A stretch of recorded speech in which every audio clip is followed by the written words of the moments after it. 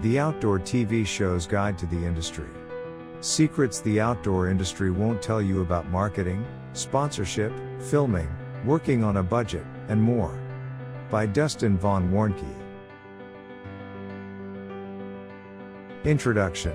Starting out on the journey. The catalyst for this project came through a video I did on starting an outdoor TV show. You can see this video on my website at www.dustinsprojects.com. While I intended the video to be a short tech tip segment, it ended up being a series that was almost an hour long.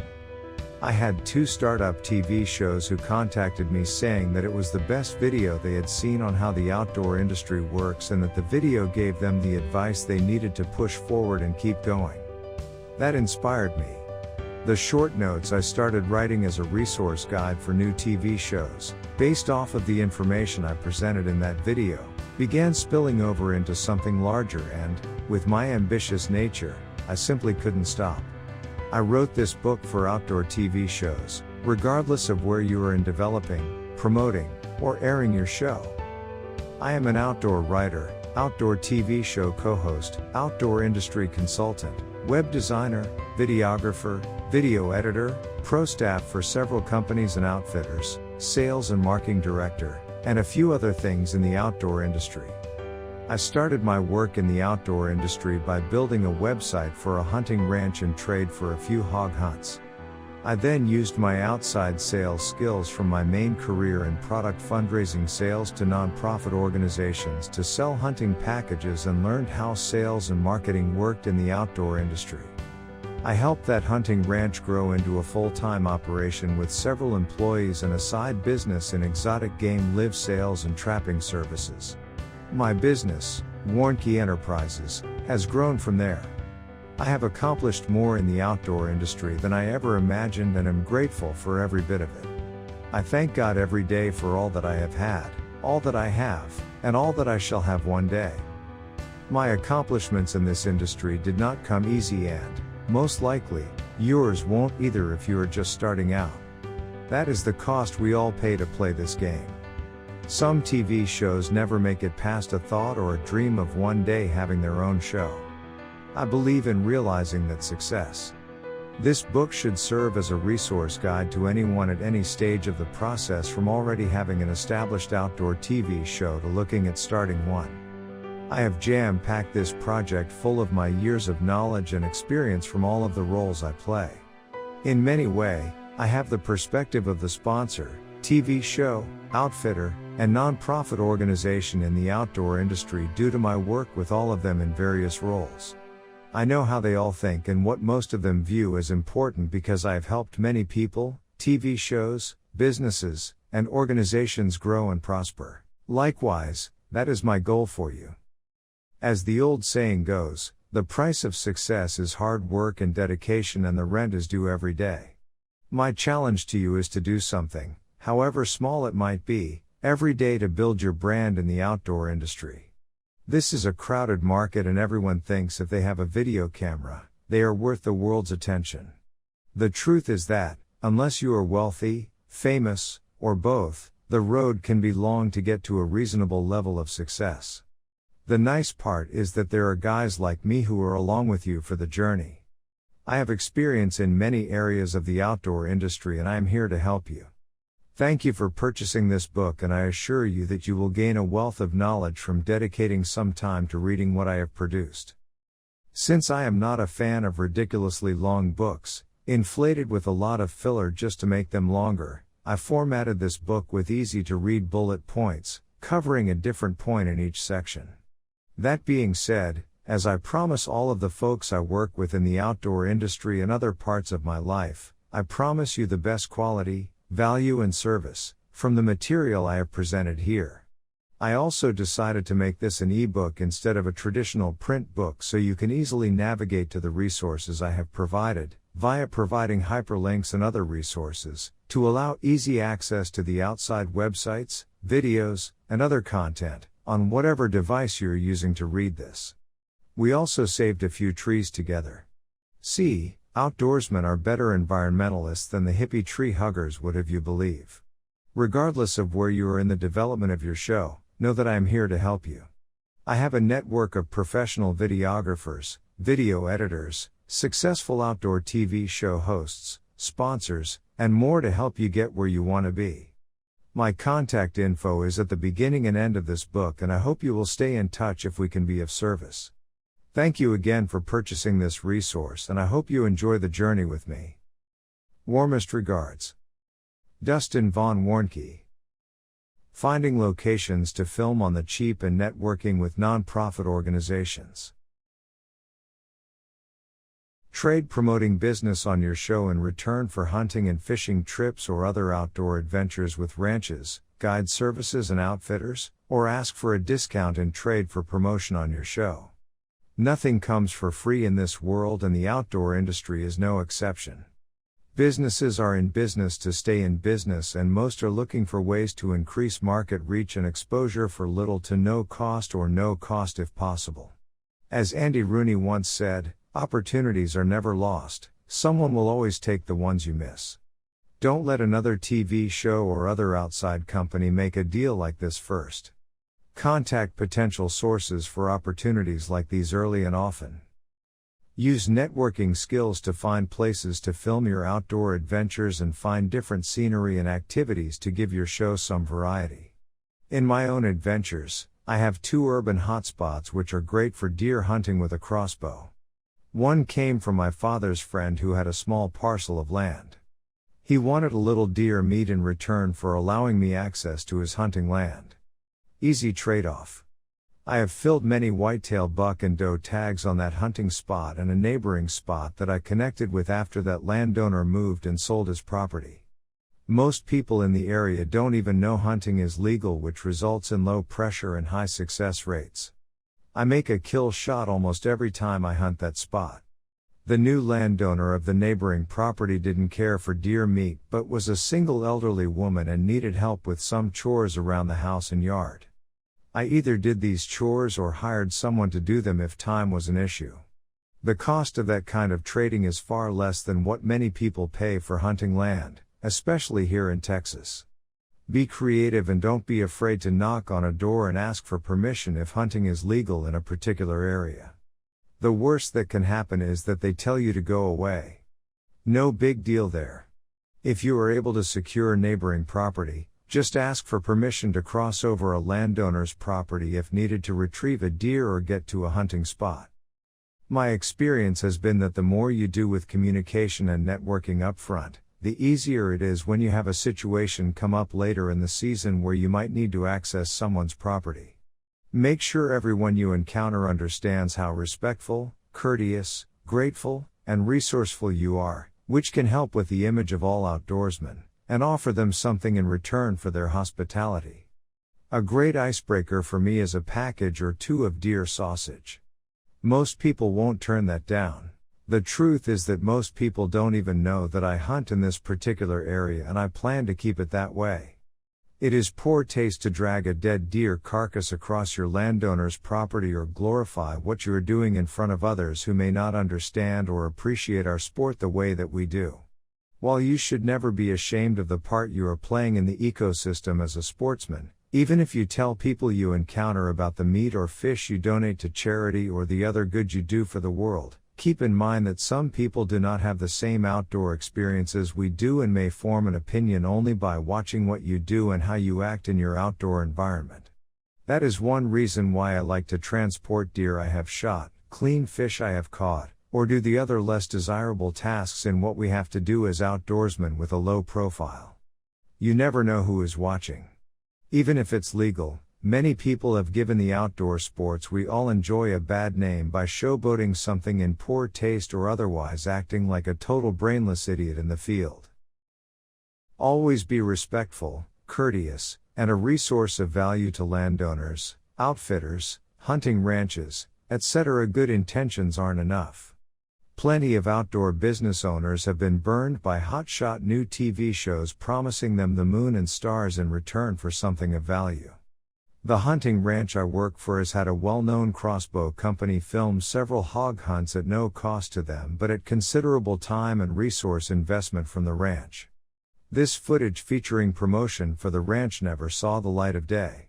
Another time, a new hunting show filmed several hunts, most at a discount, and one hunt was even for free and trade for promotion, but the show, as of the time of this book at least, never made it on the network. What was worse is that one of the show hosts wounded a rather expensive axis buck and it died shortly after I caught it on film as part of one of my hog hunts that did make it to national TV and web TV exposure. One of the show hosts saw this video on the ranch's website and wanted to come back out and recover the deer, but by that time, he was long dead. The show hosts were less than respectful about this issue and even asked to come shoot another animal on a different hunt for free. The owner of the ranch was appalled at this behavior. Not everything in the outdoor world goes as planned. In fact, many times it doesn't. But handling a sensitive situation with respect and integrity should be paramount, especially for new shows trying to break into the network. Strive to provide more value than what you receive in return and earn the favor of those you work with. They may lead to future connections and sponsors. Never burn bridges. You never know which ones you will need to cross again. Work to build network relationships with different outdoor product and service businesses and even non-profit organizations. There are a few behind-the-scenes stories I have heard about very popular show hosts strip mining sponsors and burning bridges, then looking for greener pastures in the industry. In other words, this show host is greedy and money hungry and does what he does because he can get away with it. Regardless of how big of a name you are now or become in the future, I cannot stress enough how important a positive image and reputation is in an industry that is overrun with many shows competing for the same exposure, products, money, and other resources, all at the same time. Offer to promote the landowners, outfitters, hunting ranches, and other businesses on your website or social media platforms where there is a fit for them.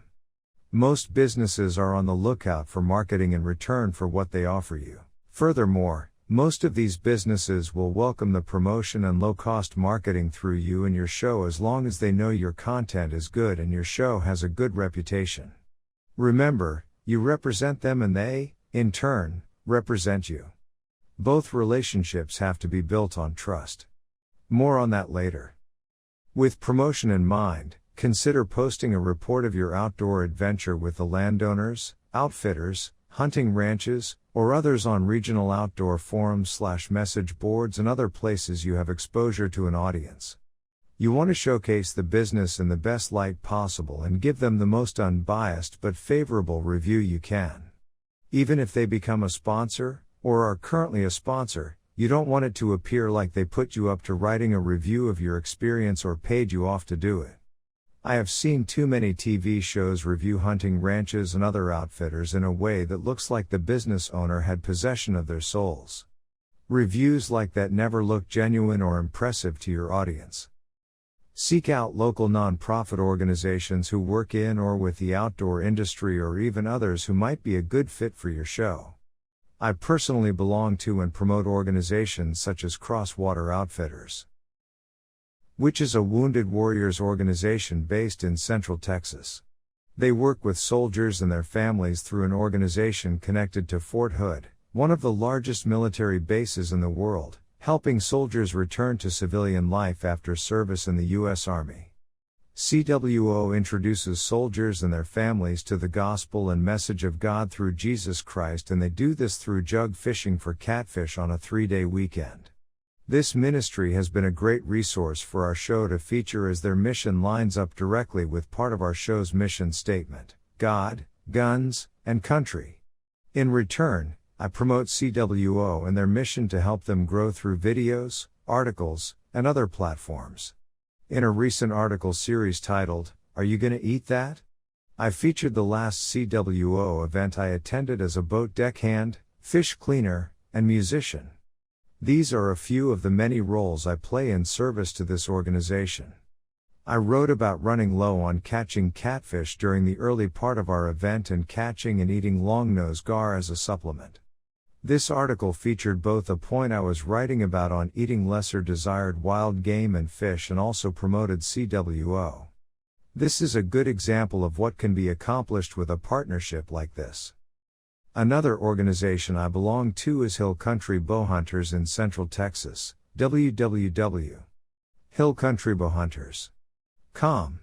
The main focus of this organization is to promote and encourage youth to get involved with the outdoors, with an emphasis on archery and bow hunting. Recently, I filmed an interview with the president of Hill Country Bowhunters about the importance of 3D archery clubs for families and friends. Their purpose is to unite for fun outdoor activities as well as to promote hunting and archery to the youth of today, our next generation. This was a very well received video on our show and provided great exposure for the organization. It also gave their website more content for promotion as well as our TV show. Everyone wins. This is good exposure for the organization, and it also shows viewers that you are about more than just catching and killing in your mission as a TV show, which is important. In my writing endeavors, I stress the importance of the positive message that we send to the non-hunters and even anti-hunters in our society today through what we do in the outdoors. The latest organizations I have joined are True Grind Ministries and Hogs for a Cause. True Grind Ministries is a drug and alcohol rehab and recovery house that I found through one of the founding members being connected with Crosswater Outfitters. Although TGM is not a direct outdoor industry organization, they welcome the exposure and support of their Christian-based message. Hogs for a Cause is also a Christian ministry connected with Crosswater Outfitters, and their mission is to feed the homeless and hungry in local communities with the abundance of feral hogs, which are overpopulating the state of Texas and many other places in the U.S. They show up with their large refrigerated truck or their new large trailer that's been converted into a smoker worthy of a barbecue competition and feed the poor, spreading the Christian message. Not only is joining organizations like these beneficial to your own outdoor industry resume as well as having intrinsic benefits, but nonprofit organizations like these also welcome the exposure. They may not have a lot to offer in return, as many struggle, like many outdoor shows, with money and expenses, but the value you can provide them and the exposure to your viewers about your work with nonprofits is powerful. Seek out other larger nonprofits who enjoy the exposure but may not be able to return anything back to you. Ask their permission to be featured on your show and feel free to show them in the end credits or as part of your show with their permission. Most of these organizations will enjoy the exposure as long as your show is produced well and carries the right message to the viewers about them. Many people have asked me why they cannot use nonprofit organization logos and other media in their videos without permission. A good example of this is the Wounded Warrior Project. I have been a part of planning and promoting 2 fundraiser events benefiting the WWP. One of their rules is not to use their logos on any marketing material for events or any other promotions before or at the actual event unless they host the event as an organization. When people ask me why third-party fundraiser events have these limitations, the answer is pretty simple. To their credit, they want to be careful who represents them. Most well-known and nationally promoted nonprofit organizations are no stranger to having a sole supporter or third-party organization run their name and organization's reputation into the ground, sometimes even unintentionally, by what they do or say on their behalf. Being on the public relations and marketing side of things, I understand this completely. It is much better for everyone involved to ask for permission from the organization you are representing first, however large or small it is, and follow the rules of the organization. A good example of something I recently did as part of our show with a large nationwide organization is my last hunt in last year's deer season, where I donated a doe to the Hunters for the Hungry program. I support my local chapter here in Texas and am in contact with their regional office on a regular basis. Part of my goal was to spread the word about deer donation programs and the value they provide to the needy families in our local communities. They welcomed the promotion and allowed me to use their logo in the end credits on all of my videos for that season.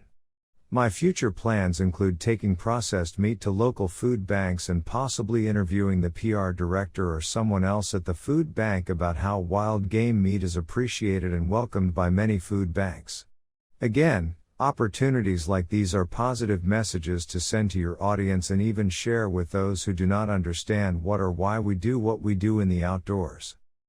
Another idea is to trade your services or volunteer your time in service to working with helping nonprofit organizations. Usually, they will welcome your time and talents with open arms. For example, I trade my website building and maintenance services with Hill Country Bowhunters in trade for a free yearly membership. I also serve as an officer on the leadership board as well as the youth hunt coordinator. This also allows me to work with the local guides and outfitters, such as Garquist Bowfishing Adventures and DB Hunting Ranch. I help both of these businesses in sales and marketing by bringing them business and bringing HCB sponsors in return. For sponsorship, the outfitters simply donate a bowfishing or hunting trip for the annual fun shoot HCB has in September as their main fundraiser. In a way, I am involved in all parts of the puzzle. I have created great value for myself by being the one who connects HCB to the guides and outfitters I represent. Not everything you do in networking will be a fit, but the more you do, the more value you can create for yourself. I realize that I am more ambitious and use networking far more than most people, but I have a success story in many areas of the outdoor industry as a result. This didn't happen by luck or privileges afforded to me by anyone besides the grace of God. I started with nothing, on the outside looking in, and I worked for every bit of the success I currently enjoy in the industry. You can do this too. Tell a story. Share the history of the land or water you are on in your video. Did people settle there in previous generations, or is there any other backstory to your location? For instance, the land where many man-made lakes now stand had a rich history of towns where people once settled. Sonar and other technologies available today can show roads, foundations, and more of these former towns. One of the lakes I frequently bowfish on used to have a moonshining industry during Prohibition and also had ranches and cattle stockades before the area was impounded by the lake. When the lake level was low, I once saw the remains of a cattle corral, complete with old fencing and more. One of the fishing spots I frequent on the Texas Gulf Coast has an island which used to be a military installation in World War II, complete with runways and buildings that are still present. A lighthouse on this same island was used in the Civil War by Confederate soldiers to ambush Union soldiers. Even further back in history, in 1687, French explorer Robert de La Salle's ship, La Belle, sank in a bad storm near the same area and was discovered in 1995. Most viewers are interested in history like this, and I personally love this kind of stuff. One of the places I hunt even had a prehistoric history. In one of my hunting videos at this location, I talked about the discoveries of the remains of a civilization that was over 10,000 years old, which were discovered during the construction of one of the major roads around this area. People hunted and fished along this same creek area back then. While your story may not be near as interesting at your next filming location, seek to educate and entertain and have some fun. Cover some new territory and be innovative. If you are using a guide or outfitter, consider showcasing or interviewing them as part of your show. How did they get started and what is their specialty? What is their story? Why did they do what they do and have a passion for it? One of the guides I have fished with on the Texas Gulf Coast started out as a real estate appraiser and would guide fishing and duck hunting trips during the winter months when the real estate market was slow. This developed into a full-time business for him. Another fishing guide I know in the Central Texas area started out as a high school science teacher and still has a day job teaching school during the week and guiding crappie fishing trips during the weekends, holidays, and summer months. The owner of the hunting ranch I work with, the same one who helped me get started in the industry, began his hunting ranch business part-time and owned a car and marine audio installation and window tinting store. He was listed as one of the top-rated installers of car and marine audio equipment in the nation in major trade industry publications before he started doing the hunting ranch business full-time. These are great stories to share. What are the goals of your show and why? Have a purpose for each video you do. What message are you trying to convey to the viewer? Tell the viewer why you are there and what you plan to accomplish. Do this as pre-roll in the studio before or after the main filming of your trip. Whenever you are setting up a hunt in a studio setting or on location, remember to always speak in present tense, as if you are right there in the action. How did you get there and how long have you been there? Show footage of your trip. Was there a flat tire or overheated truck on the way to your location? It could also be something funny, as my urban hunts are where I am 15 minutes away from my house and there are people running on the hike and bike trail 200 yards away. Viewers love to be entertained, and this is part of the process and goal of each show. Unless it was catastrophic, life-threatening, or in poor taste, don't be afraid to show it if it is funny, entertaining, detrimental, crazy, or maybe all of those. You never know the lessons you can teach from the good, bad, and ugly experiences you have along the way. I look at each video I do as a challenge to build trust with the viewer and establish a relationship that will make them feel right at home in watching my content. I always begin with the foundation that most people who will watch my content most likely know nothing about me or what I do in the outdoors, and I have to build that relationship with them in the first few minutes of my video. They have to like me before they can trust me, and they have to trust me before I can have any credibility with them in the future. Don't be too wordy and consider showing B-roll footage of the area as you talk.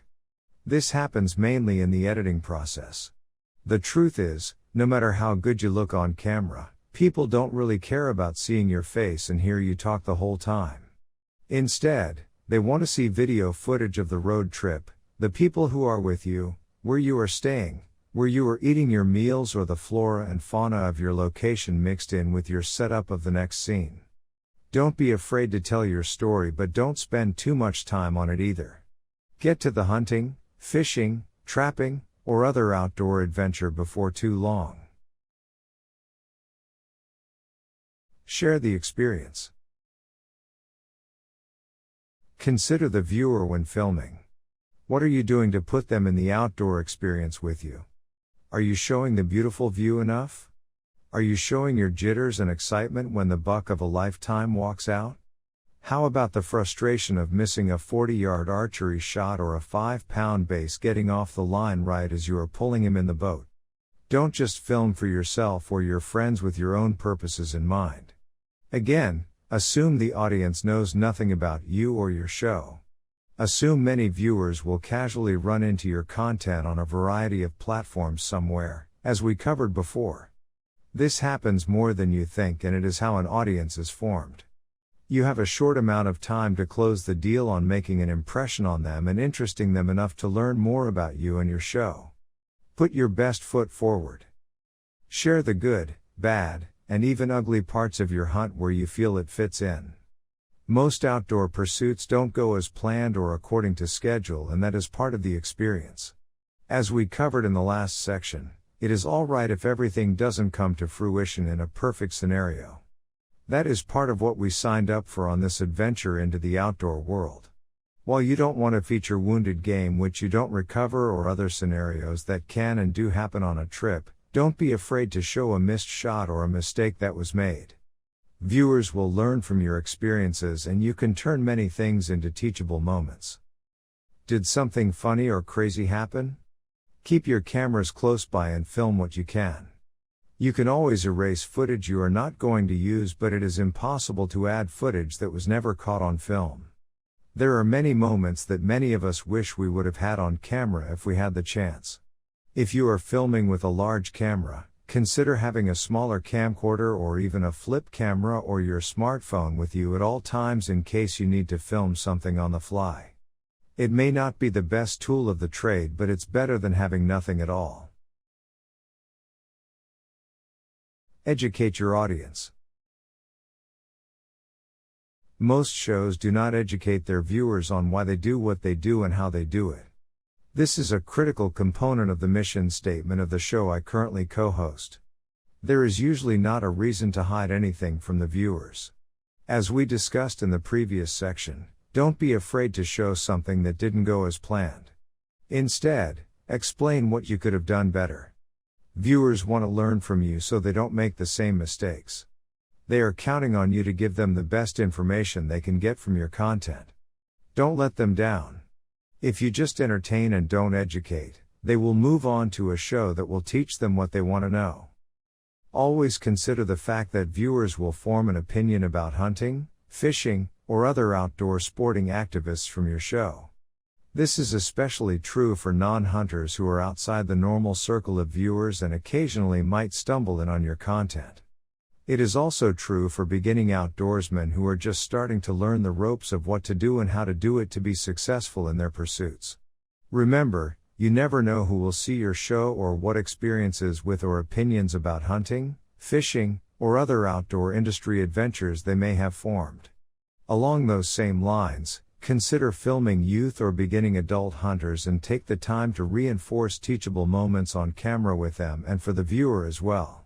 Accuracy, bullet selection, shot placement, and other factors are key elements that can be covered in a hunt like this. You are helping people at all experience levels and encouraging other more experienced outdoorsmen to take the time to introduce a newcomer to the sport as well. Keep in mind, as our older generation continues to age and get out of enjoying the outdoors due to health concerns or lifestyle changes, we have to keep our heritage alive with the next generation. What products are you using and why, and how are you using them? This is an integral part of promoting your sponsors, and we will cover that in another section altogether. Many shows leave out what type, brand, or even grain weight of bullet they are using and why they are hunting with it. The same is true for bow hunting. What kind of broadhead or other gear do you use and why is it your choice? This is an opportunity to promote products without having to cram sponsors or commercial ads down the neck of the viewer. Moments where you can teach the audience should never be ignored if space and time permits. Viewers ask me about these kind of things all the time, and I am happy to answer them and am sure to thank them for watching my videos and our show. The more value you provide to the viewer, the more of a following you can potentially develop. Don't be afraid to cover basic and advanced tips during your outdoor adventures. We will talk more about how to do this later. Try not to be too technical or complex in your explanations. When you unpack a subject, make sure you lay it out well and then wrap it up neatly. One of the biggest compliments I receive is how casual, approachable, and friendly I am on camera and how easy I am to follow when teaching something. This comes by practice, and I have been blessed to have many years of experience in and around education and teaching methods. One area I have been trying to focus on lately is teaching to the lowest common denominator of my audience. In other words, assume my viewers know little to nothing about what I am talking about. While it might be natural to think that all of your viewers will have a range of experiences that are similar to yours, don't count on it. One thing I have learned from experienced business owners, fellow show hosts, and video producers is to make things simple enough for someone with only a 6th grade education to understand. Don't get too technical or many of your viewers might lose interest and move on. This can be hard for me in writing, speaking, and filming video, as I have a college degree and naturally like to use bigger words sometimes to get my point across. I am not suggesting that anyone dumb down their content, but be informative and cover the basic foundation of information first, and then build off of that platform in what you are presenting. Promoting your sponsors. Sponsors are a crucial part of your show. They are what most shows depend on to afford to air their show and go hunting in the first place. If you don't know this already, you will quickly understand why most all outdoor shows have sponsors. Outdoor shows need sponsors for products and monetary considerations, and sponsors need shows as a way to gain sales and marketing exposure in the industry. Try to vary the type of product and service sponsors you have so you have a range of different products and services that can help the viewer in their own outdoor pursuits. It would be unwise to have competing broadhead companies as sponsors but other products and services, such as different outfitters or even different optics companies. When and if one of those becomes a money sponsor, exclusivity may prevail, but aside from that, just use good judgment. You can promote sponsors many ways during the show or in the beginning, middle, or end of a hunt, as well as in the title and end credits and the beginning or end of your show or video segment. Use sponsor-supplied logos or even short promo videos in your show. Give them the best promotion and exposure without making it look like they own your soul or paid for your whole show. I have seen far too many shows not promote their sponsors enough and ultimately lose them. On the other side of that, I have seen other shows plug sponsors so much that I wanted to take a shower after the show was over as I felt violated and abused. As with most things in life, balance and moderation are good virtues to have in the incorporation of sponsors as part of your show. Make sure you have your sponsors' written approval and blessing to use them in your video, and be sure to send them videos featuring them as soon as you are able. Most outdoor product and service sponsors love watching outdoor shows, and they want to know what exposure they are getting in return for what they provide you. The only exception to this rule would be promoting a potential sponsor for your show that you want to impress and sending them the video to try to build a relationship with them. As long as you are just talking about the product and showing it as part of your show, you should be in the safe zone. Keep in mind the intended use of the products and services you are showcasing and make sure to use them in the most favorable manner. My experience has been that sponsors have left shows for showcasing their products in a poor manner and not for their intended use. Foolishly losing a sponsor in an industry this competitive is not worth the cost.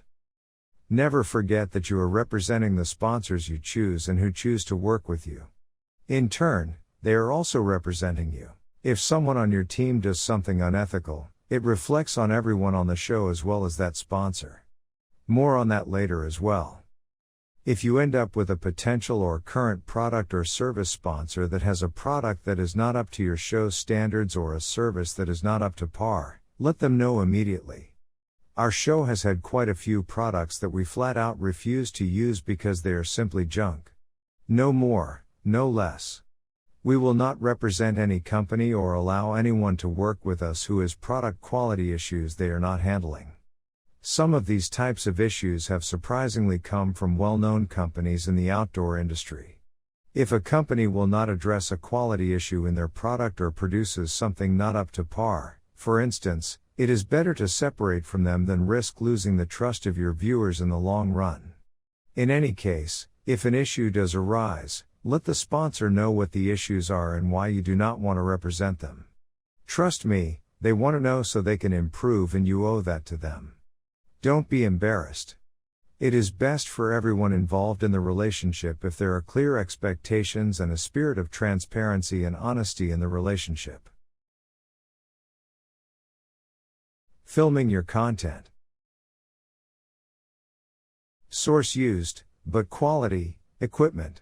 Even if you start with a basic HD consumer camcorder, new or used, modern technology has made many advances with big things coming in small packages. Don't feel like you have to run out and spend $3,500 or more on a camera if you are just starting out. Our show's rule is to use what you have to get started and grow from there. Film in HD where possible, and even consider using multiple cameras such as smaller GoPro cameras. There are even smartphone mounts for tree stands, guns, bows, and more available. Think smart. For instance, in many cases, the thread on your monopod, bipod, or tripod gun rest for spot and stalk rifle or crossbow hunting will also fit the standard camera mounting screw hole. You now have a stable mount you can use for elevated camera angles and more. Be careful not to over-tighten a camera to any mount or pod, as you can damage the camera. Trust me on this one, as I have had personal experience with that particular issue. If you are on a shoestring budget, which many shows are, don't be afraid of being creative. Start with a small handheld HD camcorder, like the Canon Vixia series, new or used. Most of these can be purchased new for $1,500 or used from $300, $800, depending on the model and condition. The last HD camera I purchased used was a steal at under $300. It is a great small camera for my own solo hunts, as it is lightweight, easily portable, and offers me the option of carrying multiple cameras when I am by myself. For the best quality, film in 1920p x 1080p, Full HD, where possible. It is easier to film at a high resolution and convert it to smaller screen size than the other way around. For new filming equipment, I recommend a sponsor for our show, Video Gear Shop. You can visit their website at www.videogearshop.com. They carry very competitively priced video and audio gear as well as several accessories that come in handy as well. Whatever you purchase, be sure to get a sturdy case for it to protect it from the elements. Water and electronics obviously do not mix, but, aside from that, keep in mind you are going to be outside and carrying plenty of other gear when you are filming. Make arrangements to pack your gear in a hard or soft case and keep it clean and dry when not in use. I carry a lens cloth to clean dust or water away from the camera as well as a plastic bag to help keep my gear dry in the event of rain. Most cameras have a decent external microphone, but for filming indoors or where wind or other noise contamination comes into play, a wireless microphone system is a must. Overall poor audio quality, background noise, and wind noise are two very important factors which detract from otherwise good video content. What you are looking for, as with video, is clear and clean sound. Some issues that come up can be taken care of in the post-production process, but it is far better if you have a good raw product to work with in the first place. A good wireless audio system may run $100, $300 or more, but the quality it creates in a good end product is well worth it. If you are filming an interview with two people and only have one microphone, place it between the two of you on one person's shirt collar or lapel. Shelter the wireless microphone from the wind where it poses a potential issue.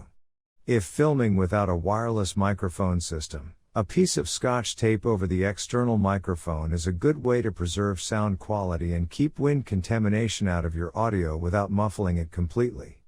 These are tricks of the trade you will learn as you go. Some wind noise is acceptable and expected in outdoor footage, but too much of it can move a viewer to another video or show without hesitation. I personally think it is a mark of an amateur show if audio is not taken into consideration during filming or in the editing process.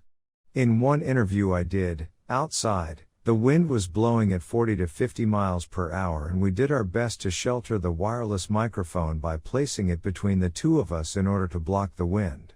Earlier interviews I filmed, back when I didn't know this would be such an issue, never saw the light of day as it was simply too much. Sometimes you may never have a second chance to film something, so do everything you can to make the first time count. You can certainly borrow ideas from other outdoor shows, but don't pattern your whole show format after another show you see. Be creative. Do things different. There is nothing wrong with originality, but many shows today are trying to be different just for the sake of being different. While I encourage shows to think outside the box, you still want to give viewers what they want out of a hunting show. In my view, these 4 points are crucial to any good outdoor TV show. 1. Education. 2. Entertainment. 3. Telling your story / where you are / how did you get there? 4. How and why do you use the products and services you recommend in your show? These are paramount topics to cover in the course of a show or event segment of a show. Be creative in what you film and where you film. A viewer once asked me where my studio was located. I love sharing this. The truth is that most of the product and tech tips segments I have filmed up to this point have been using a $60 camo pop-up hunting blind and my kitchen table. There is my studio. I prop the blind up on 2 chairs and only unfold it halfway, where 2 sides are showing. The main goal here is to cover the background view of the camera. I put a bar chair in the middle of the setup, as it allows me to sit up higher away from the table and still stay comfortably in the shot. I then use the table for showing guns, bows, and other products I want to showcase. Most people know it's a hunting blind behind me, and the feedback I have received is that it's a neat idea. The viewer certainly doesn't know it's my kitchen table. It could be a studio at the news station or professional video studio for all they know. That is the point. Furthermore, I live in a relatively quiet area and no one else is home when I am filming, which gives me clean and uncontaminated audio. This is also the setup I use for my introduction / pre-roll setup to a video segment. Approachable and casual but professional is the theme we are aiming for with an outdoor show. That all being said, I will start on a short rant here. I cannot stand the average YouTube video, which is usually done in the bedroom or basement of a house with poor lighting and a TV on in the background. What gets under my skin even worse is when the host introduces himself off camera by his YouTube handle name of Wolfkiller1986 or something similar to that. Anyone can turn on a camera and do that. The internet is full of that kind of content. You have to stand out from the pack to be taken seriously and followed by an audience. Many people may be attracted to this kind of content if it covers a specific subject they are interested in, but then you have to think about sponsorship and the general reputation you have in producing content like this. Always equate the quality and value of what you produce to what you find on network TV. One of the reasons why I think I get so many subscribers to my YouTube channel every day and positive comments on my videos is that I stand out as a professional video host floating on an ocean of unprofessional and amateur garbage. Again, the content of some of these basement-style videos may be good. Trust me, I have learned more than a few things from some of them. But the impression you make on the viewer with the way you present yourself in your content is equally important. For the best, most reliable recording quality, I recommend a Series 10 SD card. Since HD footage can take up a lot of space in a short amount of time, consider spending the extra money for a 32GB or even a 64GB SD card so you can film a few hours of footage at a time without having to change cards. A standard 2GB or 4GB card will fill up in no time with HD footage. Examples of the Series/Class 10 SD cards. Have backup batteries charged and ready to roll for your filming equipment. Every camera you use should have extra mobile power options, and you should carry them with you everywhere you go. You never know what you will need and when. Just about anyone who has been into filming video in the outdoors has been caught with low to no battery power and no backup option when they needed it the most. That, my friends, is not a fun feeling. Solicit the help of a mentor or veteran of the industry who has video production experience, or even someone who has a critical eye for what looks good and what the viewer wants to see. This should also be the goal of your entire team as an outdoor show. Don't be afraid to give and receive criticism, as it will usually always help you improve your skills. It may sound funny, but one of my best critics is my dad. He has never had a TV show or even the experience of running a video camera in his life, but he watches several hunting shows on a regular basis and he is a veteran hunter. He constantly compliments me on my work and reminds me he could not do what I do on his own as I can, but gives me advice along the way. Being a perfectionist, many people around me are hesitant to give me criticism of my videos, articles, or any of the other work I put out, worried that it might hurt my feelings. But I welcome hearing how I can improve and do things better in the future from the sources I respect. On that note, don't let some jerks comment on YouTube or anywhere else ruin your day. It takes courage and fortitude to make a good show, and most people are too afraid of rejection and all of the work that goes into making an outdoor show to try it on their own. Keep in mind, people say a lot of things that are hurtful and demeaning behind the safety of a computer screen, smartphone, or tablet device in today's world. A vast majority of them don't have the guts that you do, or even come close to being the person you have become through your experiences. Consider the source. Let those comments roll off your back, as you are sure to get them, and let those miserable losers go jump in a lake somewhere. They are not worth your time or energy if they don't know what they are talking about or what goes into producing what you put out for the world to see. Save your energy instead for creative thoughts and striving towards making your show the best it can be now and in the future. Don't rely on scripting your hunt or what you will say. Rehearse what you want to say on film, and maybe even have an outline or short notes on what you want to cover on setting up your hunt before you record anything. Shows that are completely scripted tend to not show the real emotion or true life feel of the situation. If you absolutely have to script something out so you remember what points you want to cover, you certainly can do so. What I suggest in place of that is to practice memorizing what you want to say before you start filming, and even consider rehearsing it out loud to yourself. There are too many shows that look too Hollywood style and that turns off many viewers. In any case, be sure to speak from your heart. Planning what you are going to say in advance is an important measure to make sure what you film is high quality and professional. A cardinal rule in filming video is to keep whatever you film stable on a tripod, monopod, camera arm, for elevated platforms, etc. This can be hard for many outdoor experiences such as filming by yourself, filming from a boat, walking, and more, but care must be taken to not make the viewer dizzy. Sometimes in filming, this is impossible, but measures can be taken to keep what you are filming steady or reasonably stable.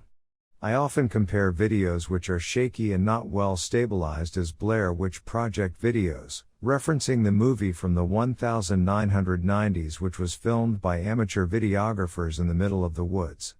Unstable or shaky videos tend to look unprofessional and amateur to the viewer. Streaming video sites like YouTube are full of these kinds of videos that are unedited and careless attempts at having a TV show.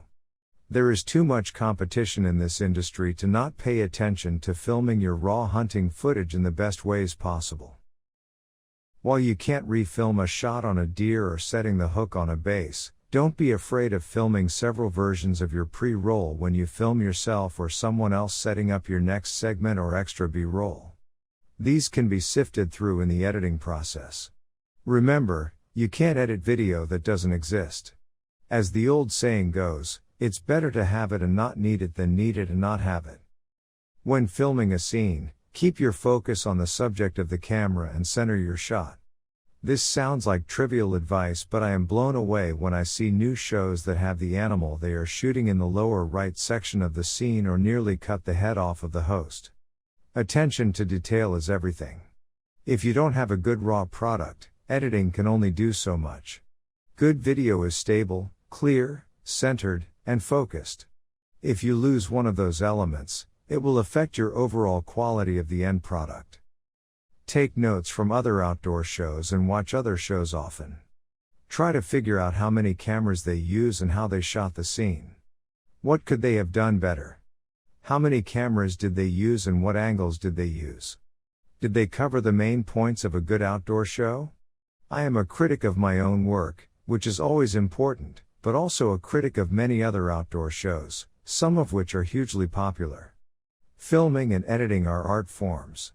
Constantly ask yourself and your team questions such as, how will this look to the viewer, or what can I do to make this scene look the best? These are considerations you will thank yourself for later. While sometimes filming in low light conditions can't be prevented or you are unable to get a stable filming platform, if you know what to look for when laying down your raw footage, you will be grateful for that critical eye on things when you are in the editing and production process. Since I am filming a lot of my own content by myself, sometimes all I can carry with me is one camera.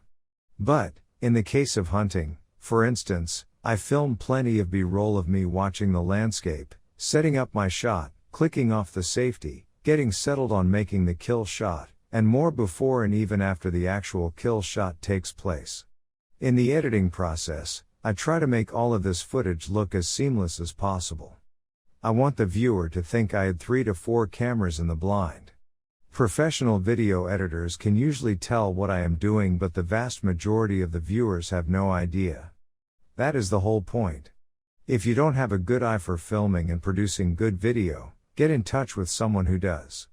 I have a network of people who can help you for a reasonable cost if you need help in filming, editing, or final production. Just contact me through www.dustinsprojects.com. Filming, editing, and producing video is talent that can constantly be improved on, and I am a lifelong student of learning new and better ways to do it. If you need help here, be sure to reach out to someone who can guide you in the right direction. You are not alone in this journey. Use a release form when filming. This covers you, or at least makes an effort to do so, in the case of a lawsuit or other legal action, should it be taken against you or a member of your team from content you have filmed. It is a formality many of us would like to bypass, but it is important to have the permission of the person or people you are filming, and having that permission in writing is the best way to cover you from any issues that may come up down the road. You can come up with your own release form or have a lawyer come up with one for you. When you are the subject of the camera, be casual and yourself. Since I film most of my own video content by myself, I make it a point to be casual and laid back but informative and educational. Many sponsors have commented how much they enjoy this aspect of my work. Most of the time, there is no one else running the camera, just me and my thoughts. I usually never script anything, as I recommend early, but I will spend time practicing my talk in my truck when I am by myself. Doing this, if time and space permits, will allow you to polish and refine your presentation in a professional and well thought out manner. When I film by myself and it's just me and the camera, I imagine that the camera is a person or even a group of people I am telling a story to or teaching something of value. In some cases, I will even imagine a small group of people in front of me taking notes on what I am saying, as if I am teaching a class or a small seminar. Filming video like this allows you to be creative, authentic, and have fun in the process. One of my specialties is short tech tip segments. These tech tips videos, or even tips of the week, are usually helpful nuggets of information which can be used by themselves as part of your show lineup or mixed in as part of a full show, if airing on TV. I sometimes film these in the hunting blind, as I tend to get restless at times. When I get ready to leave my morning hunting spot or settle into my evening hunting spot are the prime times I run the camera on what is on my mind. I have done tech tips on various subjects from positive thinking in the outdoors to crossbow and rifle ammunition advice. These are short tidbits of information that help people learn a lot in a short amount of time. Again, your goal should always be to create value when you create content of any kind. Seek criticism and helpful advice from other experienced show hosts, members of your team, and other unbiased people who can help and support you in improving your skills. We have a platform available to help you if you need it. In my case, my father is one of those people. Even though he doesn't have an outdoor show, he has an eye for what looks good and things I can do better. Don't be afraid of others' suggestions. Embrace them. You don't have to change everything you are doing, but you will most likely gain experience and grow in new ways if you are open to having others judge your work. Many people's biggest fear is the fear of rejection. Don't take criticism that way. I welcome it as it makes me better. If you have trouble with this part of the process, get over it. You will have to do so if you want to get better. Develop a thick skin if you don't have one already. This is no place for the weary kind. One of the biggest mistakes I have seen many new outdoor shows make is to showcase the first video they produce to a sponsor, especially a large outdoor industry sponsor, without getting any advice on how they can make that video, and future videos, better. You may never get a second chance if you blow your first chance with a prospective sponsor. Put your best foot forward and get people outside your circle of friends to grade your content and offer suggestions. No matter how good anyone in this business may become, there is almost always new and better ways to improve our craft. For an outdoorsman, I am still pretty sensitive to criticism on my content as I produce most of my own work by myself. It is part of the growing process for all of us to get out of our comfort zone and get good feedback and suggestions. I don't want yes men to tell me everything I produce is golden. I need people who will help me improve. We all do. As I mentioned previously, one of my biggest fans and best critics is my own father. In some ways, he is harsher on my work than most people, and has mentioned things I could have done better where others had either missed it or didn't think to mention it to me. In one of my self-filmed bow hunts, he mentioned that I mixed up the entry and exit holes when I was showing these to the camera and showcasing one of my pro staff sponsors, Grim Reaper Broadheads. Being an experienced hunter and killing numerous animals with archery equipment, this was an obvious mistake. I felt so embarrassed. The funny thing was that no one else ever even mentioned this to me before, and when I asked my team members, no one ever even noticed. It is awesome to have people who will catch things you may miss and offer you guidance along the way. Needless to say, I am grateful for viewers and mentors like my father, who are not afraid to help me get better. The editing room. The standard platform for many editors in the video editing realm is Adobe Premiere and the other video editing programs from Adobe such as Adobe After Effects. The newer cloud-based version of the full Adobe suite, which is available for a monthly fee, would be my choice for editors using this program platform since new versions of the software are available from time to time and this would give you access to the latest updates of everything they offer. Final Cut Pro seems to be the preferred choice for the many video editors I know who edit on the Mac. Use caution with what you air. If something was done distastefully or not up to par, don't show it. An example of this comes from a recent show host who contacted me. He was planning to do a penned hog hunt where youth hunters knife/stab their first hog in an enclosed area. While hog hunting is legal in many places and is an exhilarating hunt, it would not be in good taste to show one getting killed in a pen/captive situation, regardless of the age of the hunter. This is my view, of course, and your mileage may vary. Keep in mind though that you are representing the outdoor industry to others who may stumble upon your show as an anti-hunter or non-hunter. You never know who is watching. Use plenty of pre-roll, or footage taken before the main shot of your video segment, before you get to the action. For a hunting video, be sure to show plenty of footage of the animal you are pursuing, if possible, before the kill shot. For fishing or bowfishing, show some casts before the angler sets the hook or a few misses before the bowfisher connects with a fish, whichever the case may be in the context of the video. One note I must make here is to not use too much B-roll or pre-roll before the action shot. It drives me crazy to watch a 30-minute hunting show where the hosts spend the whole show on making one kill shot. Unless you are editing for a 30-minute slot on a network TV platform, get to the meat and potatoes of the hunt and even showcase another hunt in one show if possible. Viewers usually do not like watching a show that drags on forever before getting to the focal point of a catch or kill scene. My wife laughs at me when I get aggravated at the TV, computer, or mobile device I am watching as many times she will hear me screaming, "Get to the point, already." If you want to have a successful show, give the viewer more of what they want. Building and shaping a team. Most outdoor shows work as a team and for the good of the team. Even if you are by yourself, partnering with others who have the same vested interests as you is important. The way the show I work with came together is unique.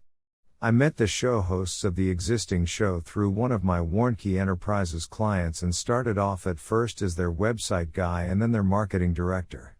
Geographically, I am 7 hours driving distance away from the other two show hosts.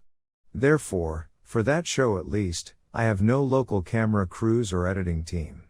The challenge for me is to film, edit, and produce all of my own tech tip segments, hunting videos, and product sponsor videos, and it is a challenge which I have embraced wholeheartedly. I would not recommend this for everyone. I am blessed with a skill set and driving ambition for the outdoor industry to work this way, but a team is much better than an individual in the outdoor show realm. In my unique case, I depend on my team, through our modern-day technology, to promote what I am doing in my area, and they depend on me to support and promote them in return. Though I do the lion's share of the work on my own content, they promote my work and I promote their work.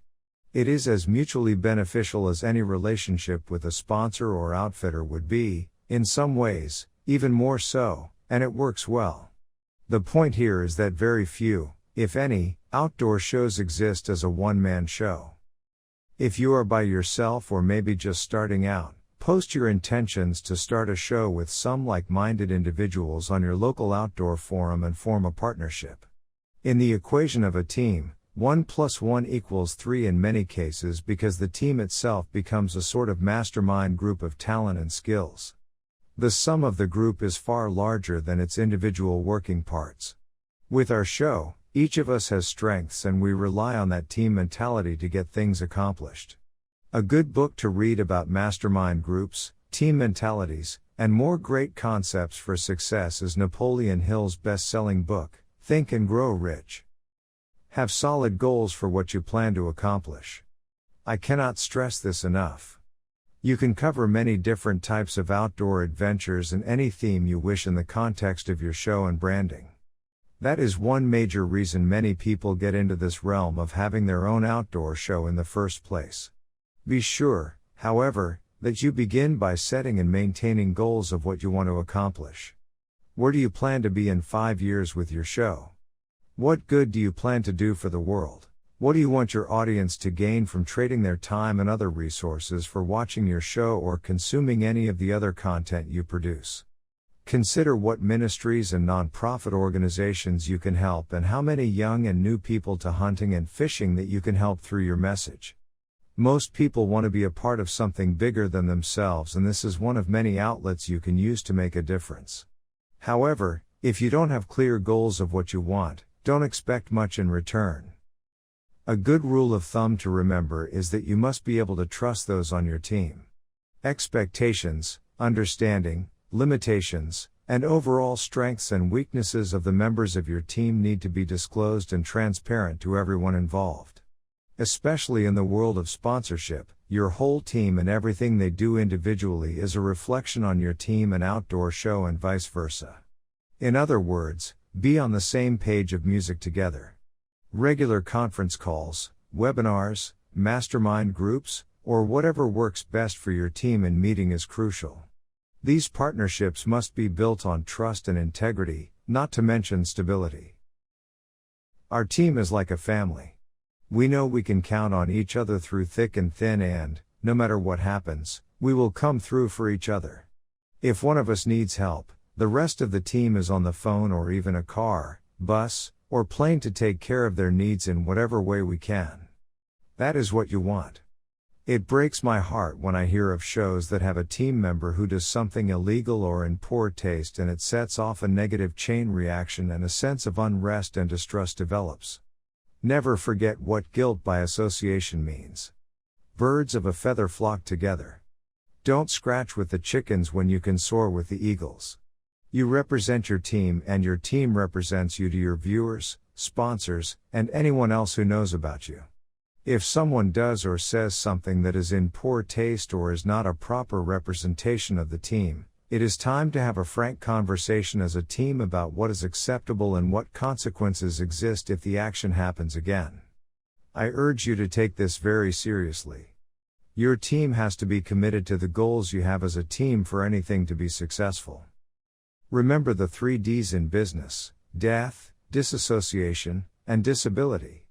Any TV show is a type of business partnership, and these are the 3 most crucial factors which affect most businesses in today's world.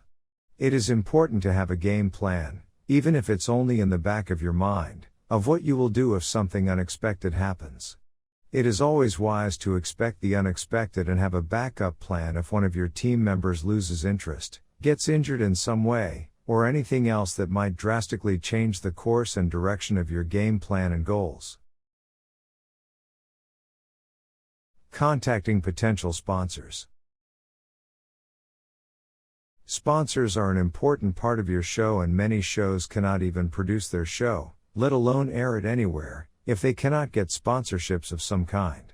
Approach the sponsors you want first and try to find the contact information for their marketing director, public relations director, or even social media director, depending on the size of the company. If you are able to see local businesses in person, stop by and introduce yourself. The saying many sales training seminars and books have is, you can delete an email, throw away a brochure, or tear up a media kit, but it is hard to get rid of a human body. Be clear with what your goals are and keep in mind how and why a relationship with you will be beneficial to the potential sponsor. Seek to provide value in return for products or services you receive, and approach these businesses, guide services, and outfitters with your hat in hand. Be humble at all costs. Everyone in this industry has an ego and is proud of what they have created. The outdoor industry is a hard industry to gain traction in sometimes, and there is a lot of competition to get the same products and services available to shows today. As I talk about in various parts of this book, you have to stand out from the masses of other shows out there, and having the right approach is the first step of this success model. When seeking contact information, Try to get a direct line to the decision maker. A direct phone number or extension to the person you are trying to reach is always best so you can talk to someone in person, but is not always available. Email addresses are second best. If you email someone who may not be the decision maker, make sure you include an invitation for them to send you the correct person's contact information and possibly also forward your email to them on your behalf. Here is an example of an email I use for a cold call situation. In other words, this is the initial contact I am making with a sponsor with whom we have no previous relationship or who knows nothing about me or our show. The company I was emailing in this case was a small startup company making a scope mounting system that required no drilling or tapping for the World War II era machine-gun bolt-action military surplus rifle. This gun is very popular in many parts of the shooting industry today due to the low cost and ample availability of this rifle. Add to that the fact that this gun was produced from 1891 to the late 1950s and had origins from multiple countries, and you have a pretty cool weapon. Needless to say, this particular aftermarket product was something I had been on the search for in the surplus gun parts market for a long time. Dear Jeff, I own 5 machine-guns and have done videos about them, the accessories available for them, and have even filmed hunts with them. I work with a TV show and my main machine video, which is 27 minutes long, has had over 35,000 views. A subscriber came to me and asked about your mount. I have been looking for this concept for a long time. I wanted to do a video about this mount, but wanted to see if you would be willing to send me one of your mounts at dealer cost or sample cost, or perhaps, at no cost, if I pay for shipping. In trade, I will produce a video segment dedicated to your mount for our show and for use on your website, social media, etc. Here are my videos on the machine-gun, which are available on YouTube. I am also an avid outdoor writer and do articles on new products all the time. I am sure you get asked for discounts or free product, people promising the moon to you all the time, but I will come through for you. Daryl from Daryl's Scout Mounts for the machine from years past even contacted me last month, impressed with the work I did on my videos and how I showcased his products. I realize you are probably overwhelmed with orders right now and may not need the publicity. In any case, I am so excited someone finally came up with something I have been dreaming of and searching for over many years. Thank you again for your time and consideration. Dustin Von Warnke, Marketing Director, Mac and Prowler. In this email, I am direct about my interest in his product, my experience with the machine-gun rifle, the captive audience I have built around previous videos I have done on the machine, and previous work I have done showcasing other products like this one. In other words, I am establishing credibility with him up front. I am in no way saying that I deserve anything I have not earned. I am simply making a request and wanting to start a relationship with the sponsor. This is a soft touch and a sort of prospector email, just seeing if building a partnership is possible. I wanted this mount and I wanted to offer him more exposure in return for sending it to me for free or at a discount. How did this work out? He indeed was overextended with orders at the time I sent this to him. He invited me to stay in touch, and that was exactly what I did. I decided to buy the entire mount system from him at retail cost because I wanted it regardless of the price or relationship I would build with him. Other people had made videos on sites such as YouTube before, but all of them looked unprofessional and homemade. I decided to do a video on his product anyway, expecting nothing in return. I wanted to do it for myself and others as part of our show lineup. My videos on the machine-gun are also some of our most popular we have on YouTube, and I knew this would help our show increase viewership. I sent an email back to Jeff asking him, if I did a video, what he might like me to cover as far as pointers and tech tips. You can see the video of me installing this mount from start to finish here, www.youtube.com/watch v=QJNC1ba. I sent the video to him and here was his response. Hey Dustin, happy 4th of July. What do I think of the video? I think you did a fine job and covered all the pointers I recommended very well. I hope you get many views on YouTube, as you will stand out from the other installation videos. There is a saying, "The workman is worthy of his hire," loosely quoted here, which is to say, pay the man for a job well done. That being said, I have credited your PayPal account for the mount you purchased. Perhaps our paths might cross again in the future, as I have several other mount designs for the machine I am working on, as well as a few mods for other firearms. So many ideas and so little time for Rand. Thanks again. Jeff. The feeling of receiving an email like this is awesome. While my filming and production work cost far more than the $79 mount plus shipping costs, I did this to keep building an audience and work on my branding. You certainly can weigh if it is feasible or worth your time to do something like this. It's just an idea. In my case, I really wanted a JMX scope mount system, so I knew a good installation video and feature segment would be a good investment of my time, as I had to install it anyway. All relationships may not work out like this one did, but I made an impression on Jeff and we started a relationship together which continues to prosper in new ways today. I gave him more than he expected and promoted his product with a good representation of how to install and use it. This is a good example of how I have started relationships with sponsors for our show and my own personal branding in the outdoor industry, and I have repeated this same process with many sponsors we currently have today. In any communication with potential sponsors, talk less about yourself and your show and more about what you can do for the sponsor with your show. Everyone listens to WIIFM or What's in It for Me? There are plenty of shows who never make it off the ground because they lead the charge into talking with sponsors about how great their show is or will be and what kind of potential they will have. Most advertisers could care less about that. They are in business to stay in business and turn a profit so they can keep the doors open and the lights on in the future. Their whole livelihood depends on their product or service, so how something is branded and promoted is always going to be something they are considering in the back of their minds. The question they are usually asking is, how can you help me grow my business? Or what can I give you to get the most in return? It is critical you understand what their motivations are before you approach them. Most sponsors fall into the categories of money sponsors or product sponsors. Some fall into both categories. As you might expect, the competition for money sponsors is in high demand and short supply. Start relationships with sponsors small at first, show them what you can do, and go from there. Developing videos for your product sponsors and showcasing them as part of the show is one way to show you are doing more for them than even the current shows they are spending money with, if any such relationships exist. The main focus should always be in creating value and strengthening the relationship between you and your show and the sponsor. Stay in touch with them often and show them what value you are providing them.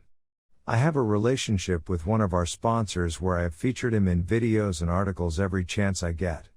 He sends me every new product he launches and calls me often, as he knows how much I like his company and what our show is capable of doing for him. I often say I am his biggest fan and, in return, he says that we are his favorite show. Those are the kind of relationships you want to build. Many times money sponsors do not get back what they put in and may be gun shy to work with new shows in money sponsorship for that reason. Recently, I heard a story of a startup company spending over $11,000 with a well-known outdoor TV show for a season on network TV on the Outdoor Channel, and they never saw one product sale from the sponsorship. Another sponsor sent a major outdoor show $15,000 for money sponsorship and never saw a return on the investment, so the show sent the money back.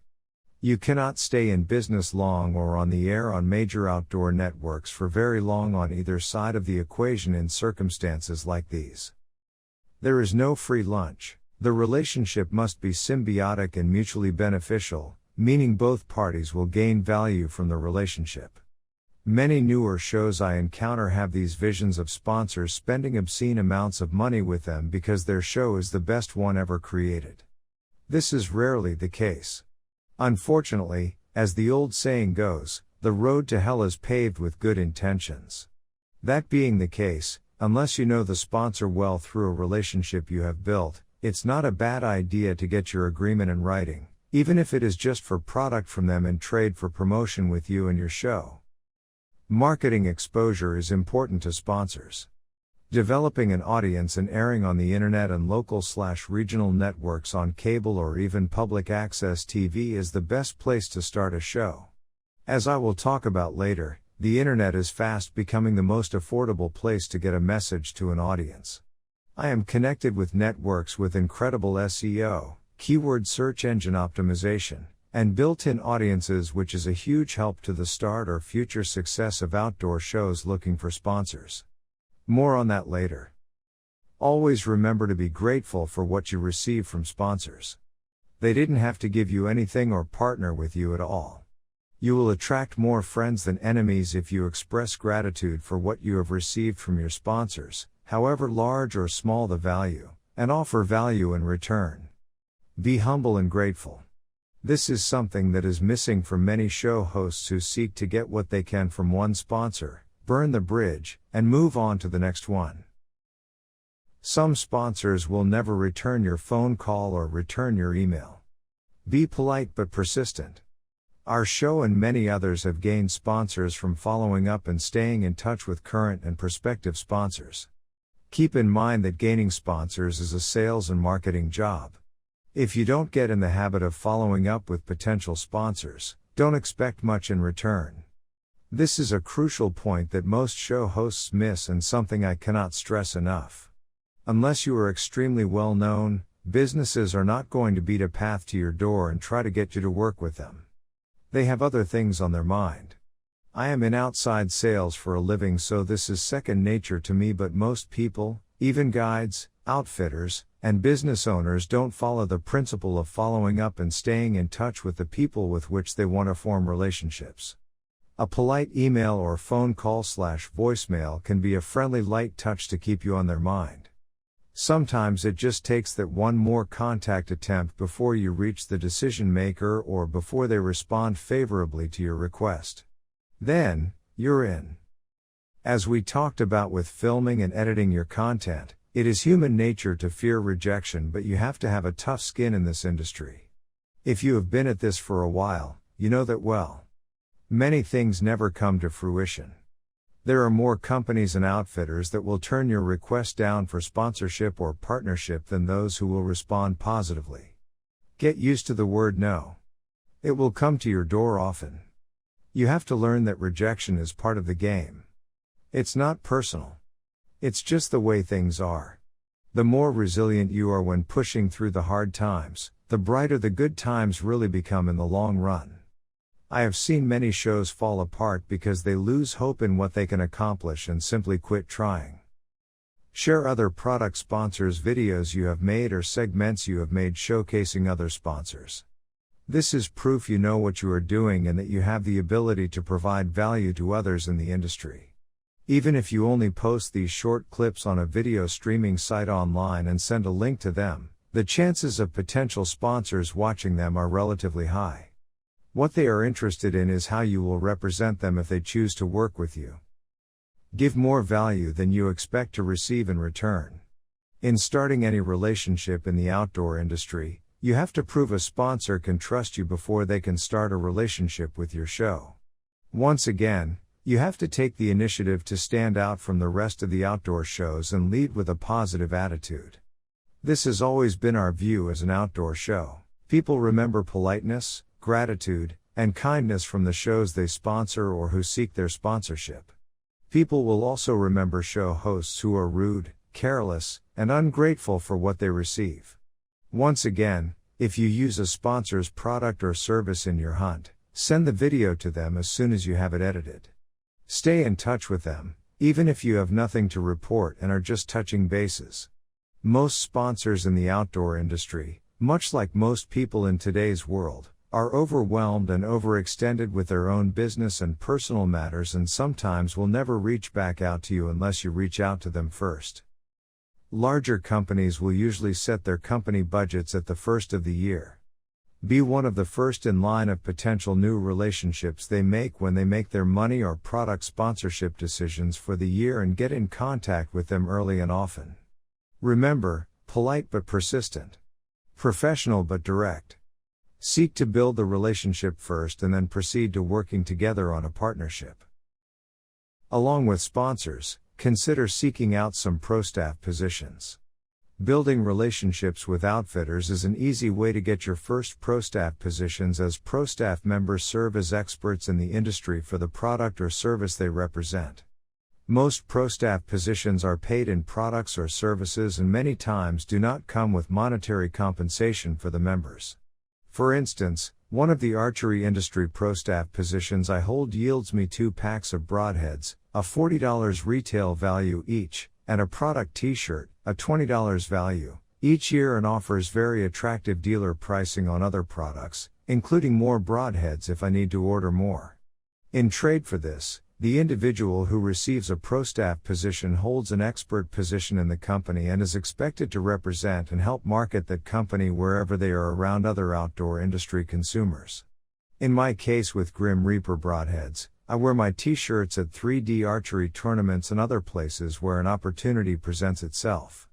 The company gets inexpensive promotion and the pro staffer gets free or discounted products and a title of an expert in the industry. Since you don't want to be pro staff for competing product or service companies, consider applying for pro staff positions in a variety of fields in the outdoor industry, or encourage new or smaller companies to start a pro staff program and add you and your show on as recognized pro staff members. Our entire team of show hosts holds numerous pro staff positions, as the more positions you hold in different segments of the industry, the more expertise you have to show prospective sponsors and other industry players.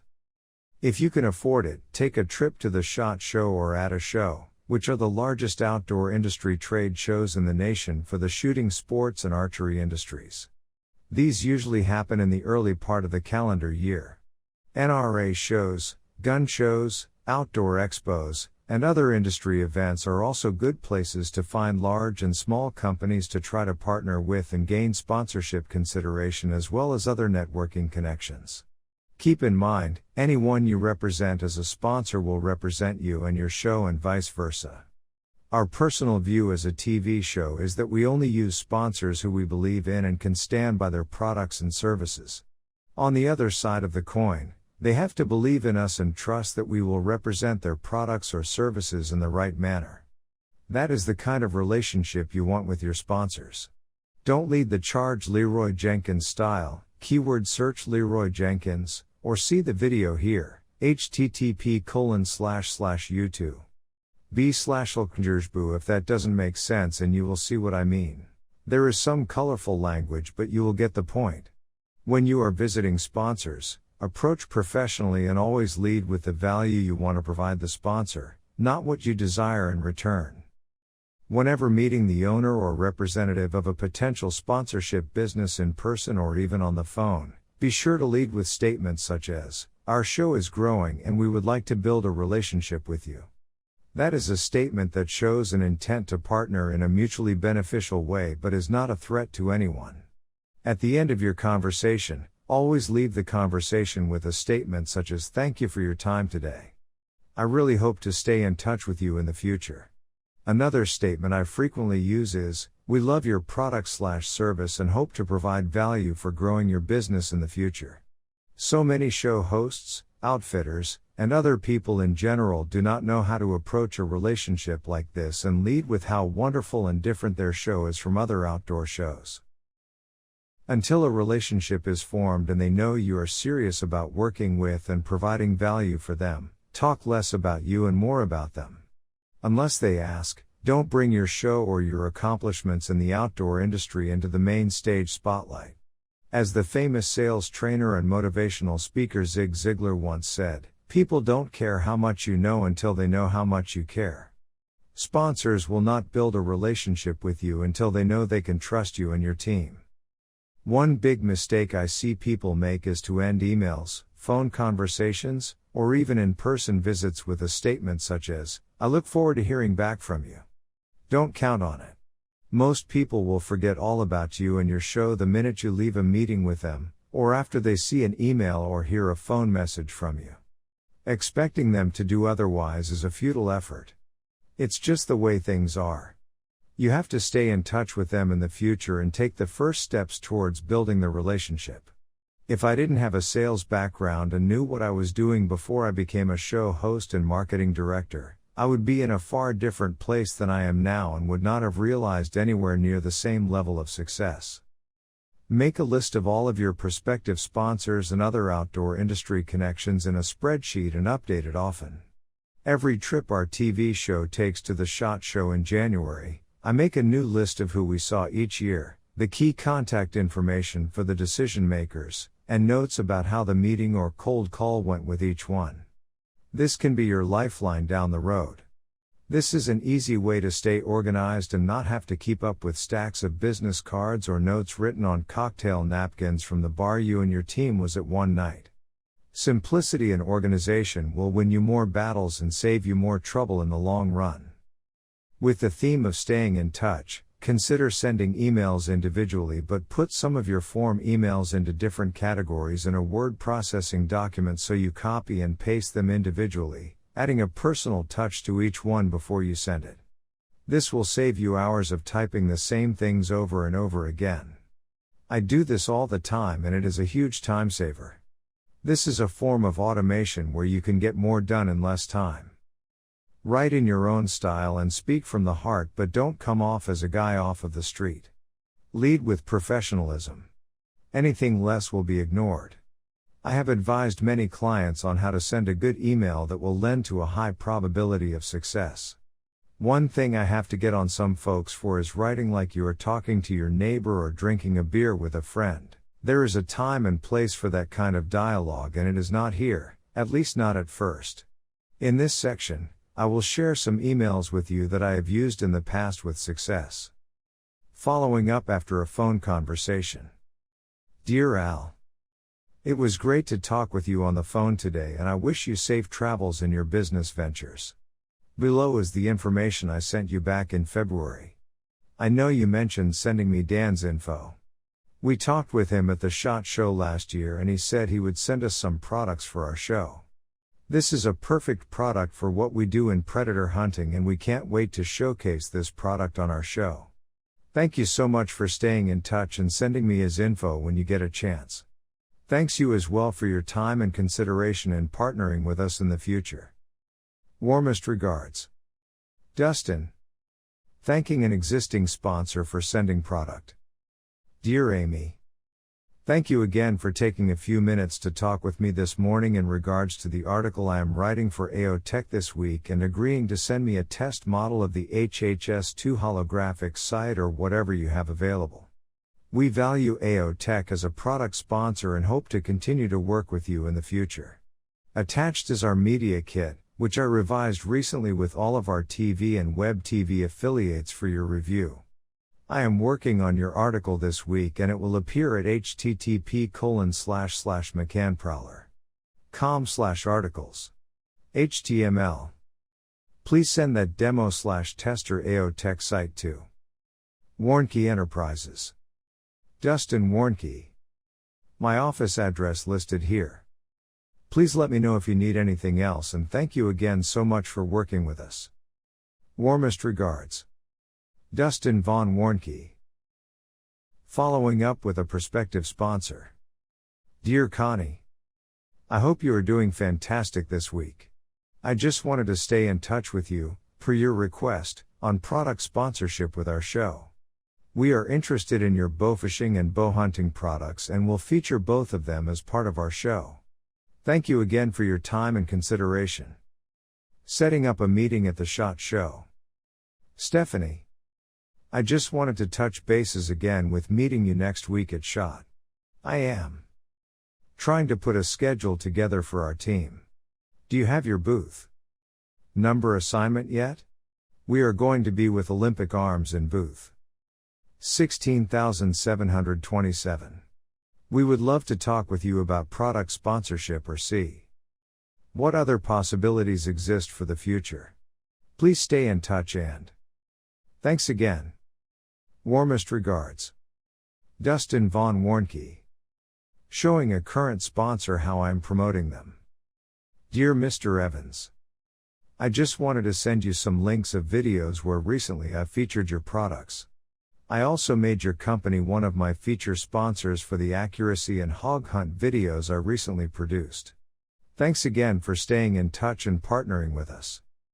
Thank you again for working with us. Dustin Von Warnke, Marketing Director, Mac and Prowler.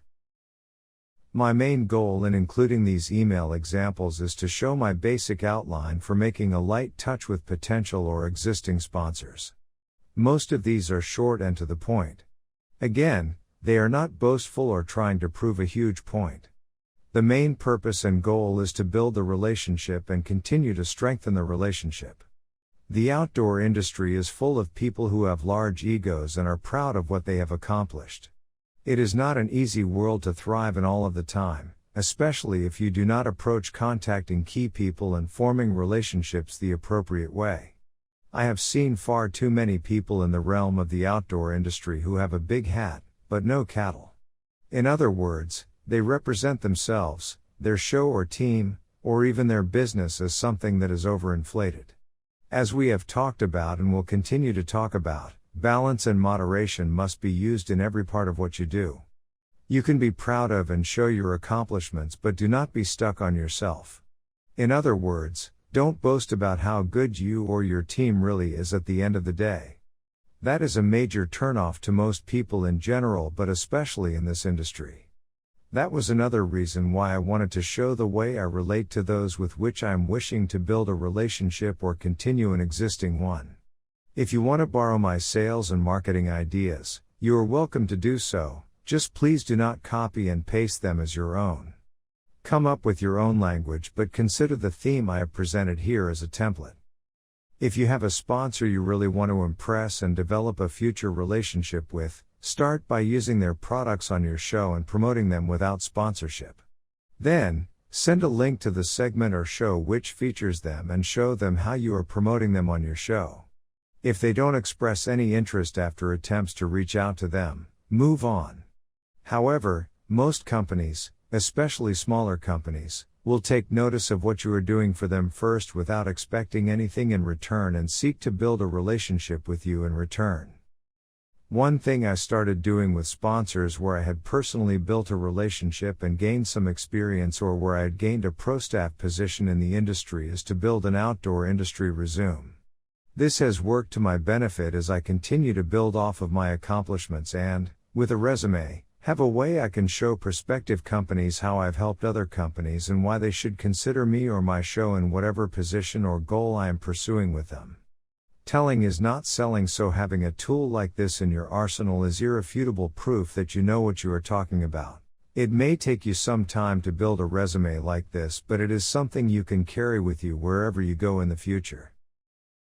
A good example of an accomplishment to celebrate in a platform like this is one of the companies I work with that started out very small and only had one prototype product for which I helped write a marketing proposal.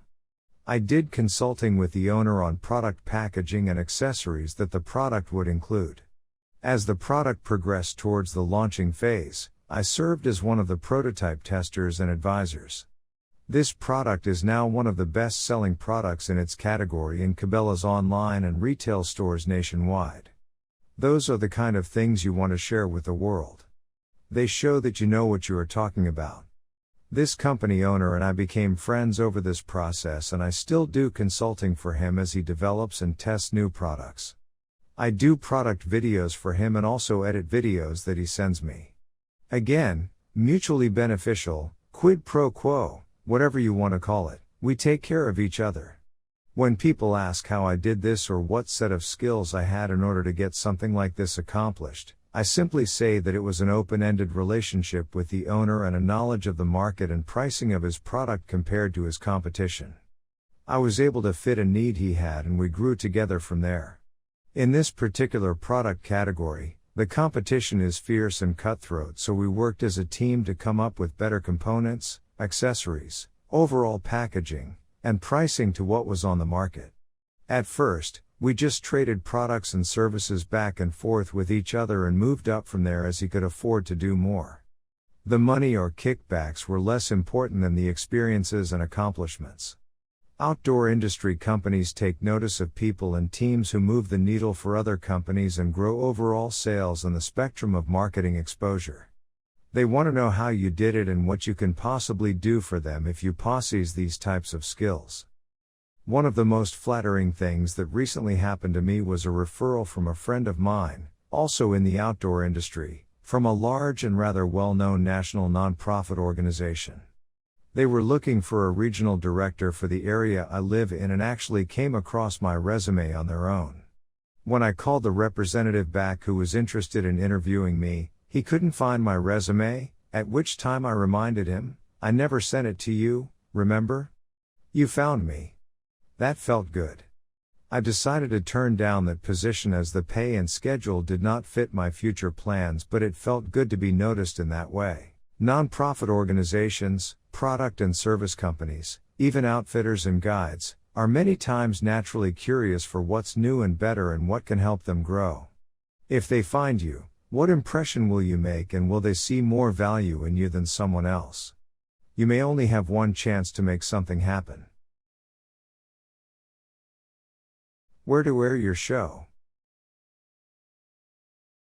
It is no secret that technology is drastically changing the way we all consume various forms of media today. With the advent of smartphones, tablets, and other mobile devices as well as many advances in streaming media on the internet, the ways to consume video, audio, and written content are ever changing and progressing as we grow into the future. The most exciting development for the outdoor industry is online platforms for airing your TV show. Many of these have been around for a while, but they continue to get better and many of them are able to stream video on almost any device. Add to that the advent of smart TVs and streaming services, such as the Roku streaming player. You can now watch streaming video from the internet in the comfort of your living room on the big screen. Many new TVs, Blu-ray players, and DVD packages already come with streaming video services. Just add an internet connection via an Ethernet cable or even through a Wi-Fi connection and you are in the action. This technology is awesome and encouraging to say the least, as it allows more viewers to access content in different ways and allows an avenue for TV shows trying to gain more viewers or just trying to break through and initially build an audience. The internet continues to be a good entry-level platform for shows that want exposure but can't spend thousands of dollars in order for anyone to even know they exist. This all has its advantages and disadvantages, like most anything else in life. Some up-and-coming outdoor TV shows now even aim to only air on a web TV or online-only platform, and I encourage this.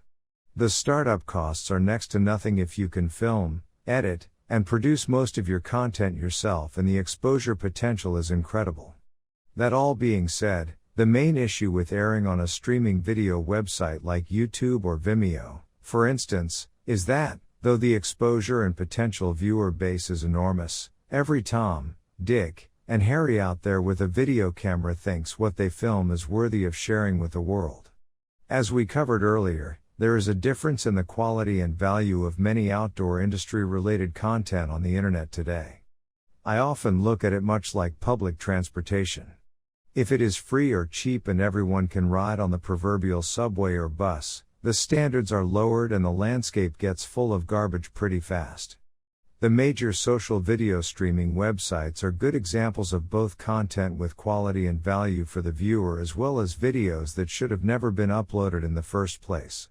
As I will reiterate here again, what this all boils down to is that your content has to stand head and shoulders above the other content on the market. If you want your show to be taken as a serious TV show, even if you only air on web TV, your content has to reflect that same quality and production value as something you would expect to watch on the major outdoor-specific network TV channels. The one thing to keep in mind when you are looking at any web TV network platform is to be sure that what you are airing does not become property of the network for a period of time, as some require contracts and exclusivity with them. If you do choose to sign a contract with the web TV platform to air your content, make sure you are getting exposure for your show in return for what you give them rights to, as you are locking in that content for a set amount of time and cannot offer it to your audience anywhere else. As you can probably figure out, I am not a fan of exclusive contracts and agreements which prohibit you from airing content on other platforms. Instead, I encourage you to keep your options open when you are starting out and do what works best for you. While you might want to have some content designated as members-only exclusive content to drive viewers to a membership platform you are promoting, you certainly do not have to sign your rights away to content you own in trade for airtime. I will not go into which web TV platforms do exclusivity agreements. Just know that neither I, nor my TV show air on any platforms that operate with these restrictions. Study and print off your viewer analytics if possible and share them with current and prospective sponsors. One nice thing about large platform streaming media sites is that most of them show your daily, weekly, and monthly analytics. These statistics show which of your videos are getting the most views. These figures are important to show to your sponsors to prove that they are receiving adequate exposure, and this is also helpful in networking and building future relationships with sponsors. Here again, most everything in the business of the outdoor industry boils down to some type of sales and marketing efforts. Shows that do not realize this do not last very long. Many new show hosts ask me what the costs are to air on large traditional TV networks such as the Outdoor Channel, the Sportsman's Channel, and the Pursuit Channel, which are regarded as the most popular, well-known, and dedicated outdoor TV cable networks on the market today. The price for airing on these networks range from $10,000 per quarter, 3 months, to $250,000 or more a year. Secondary to these large TV networks are networks which are multifaceted but have some outdoor programming such as the NBC Sports Channel or Versus Channel. Airing on these TV networks, even though they are not exclusive to the outdoor industry audience, is about the same in terms of cost due to the exposure. Most cable and satellite carriers who carry one or more of the dedicated outdoor TV networks also carry these channels. Third in line in the cable network TV world are channels such as the Hunt Channel on Dish Network, which is dedicated to the outdoors but only airs intermittently during certain times of the day or year, or channels like the Walk TV, which is a Christian-based cable network which airs outdoor TV programming all day on Saturdays. Cost for networks like these run from about $500 a month to $3,000 per quarter, which is far more affordable than the other options we just covered. Fourth on the list are smaller regional networks that are free for viewers who do not have cable or part of a cable or satellite carrier package. Local public access networks might also fall into this category.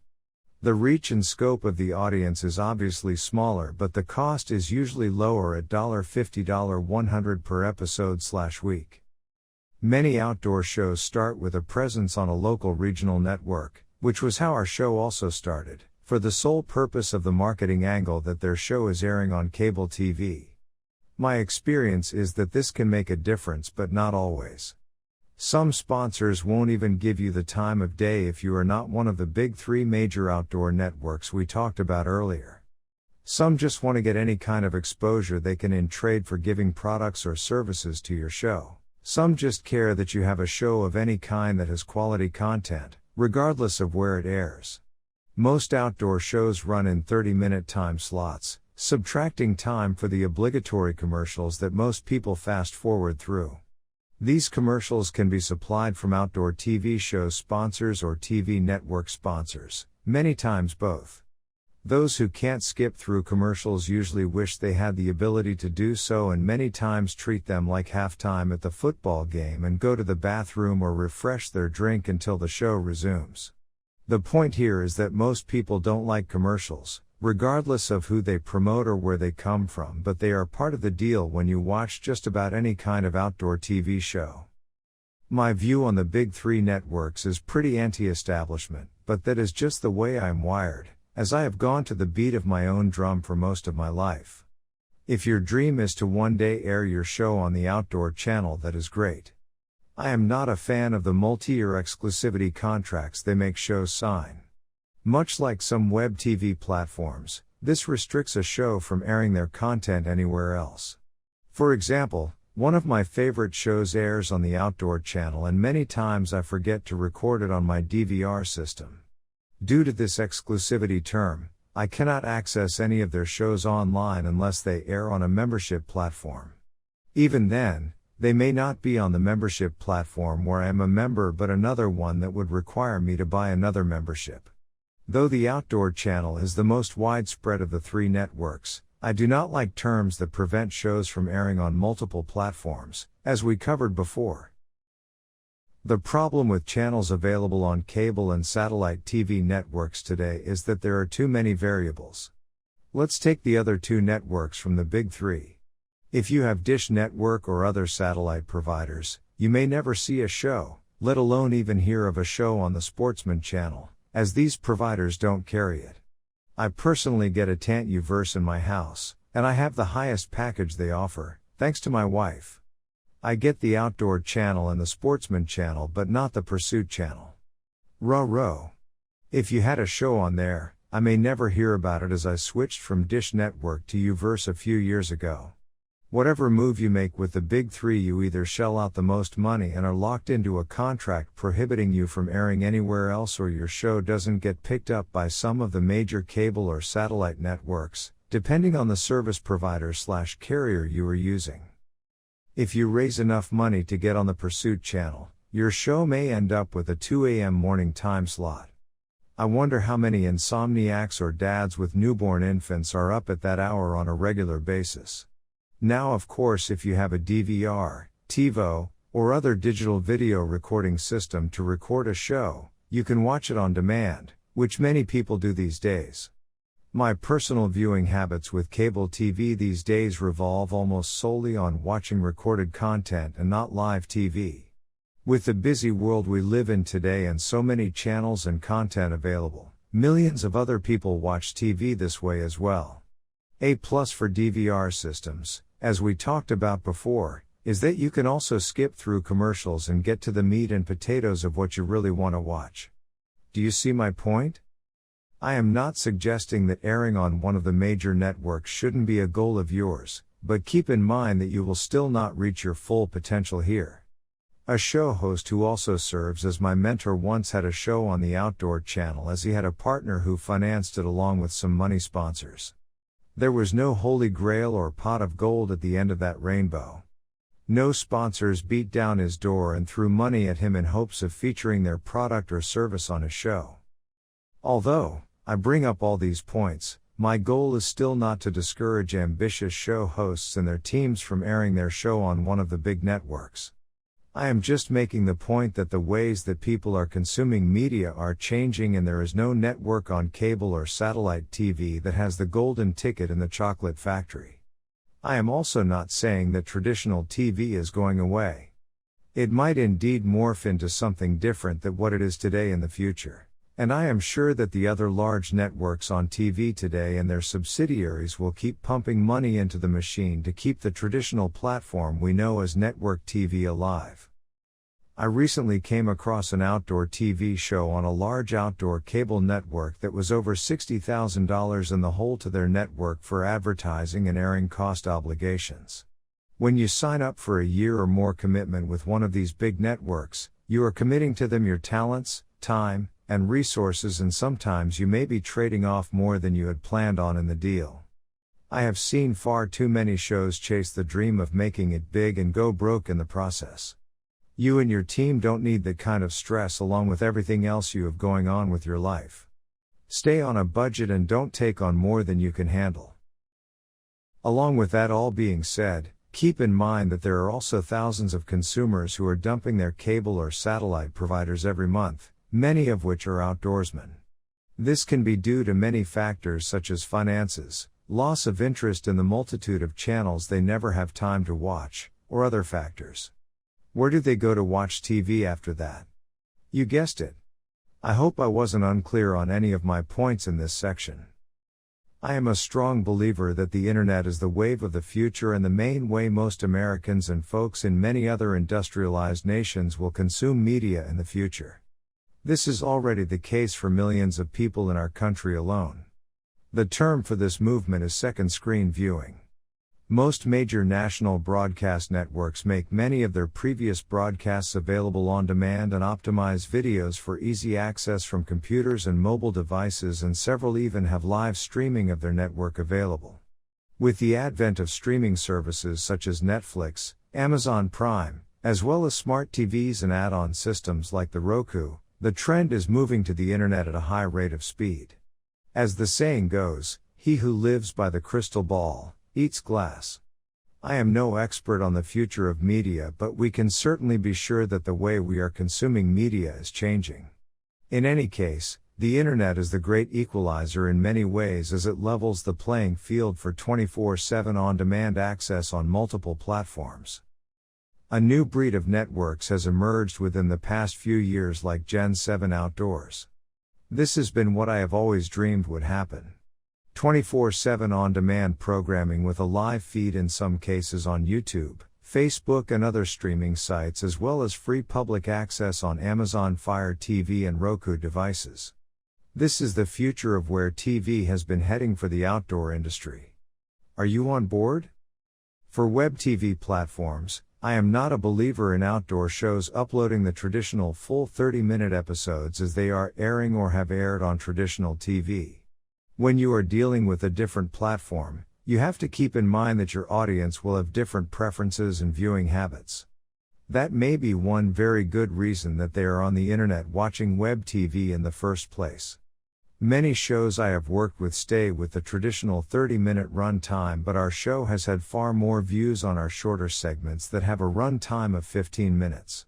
Keep in mind that the average attention span of the average viewer is nowhere near 30 minutes long.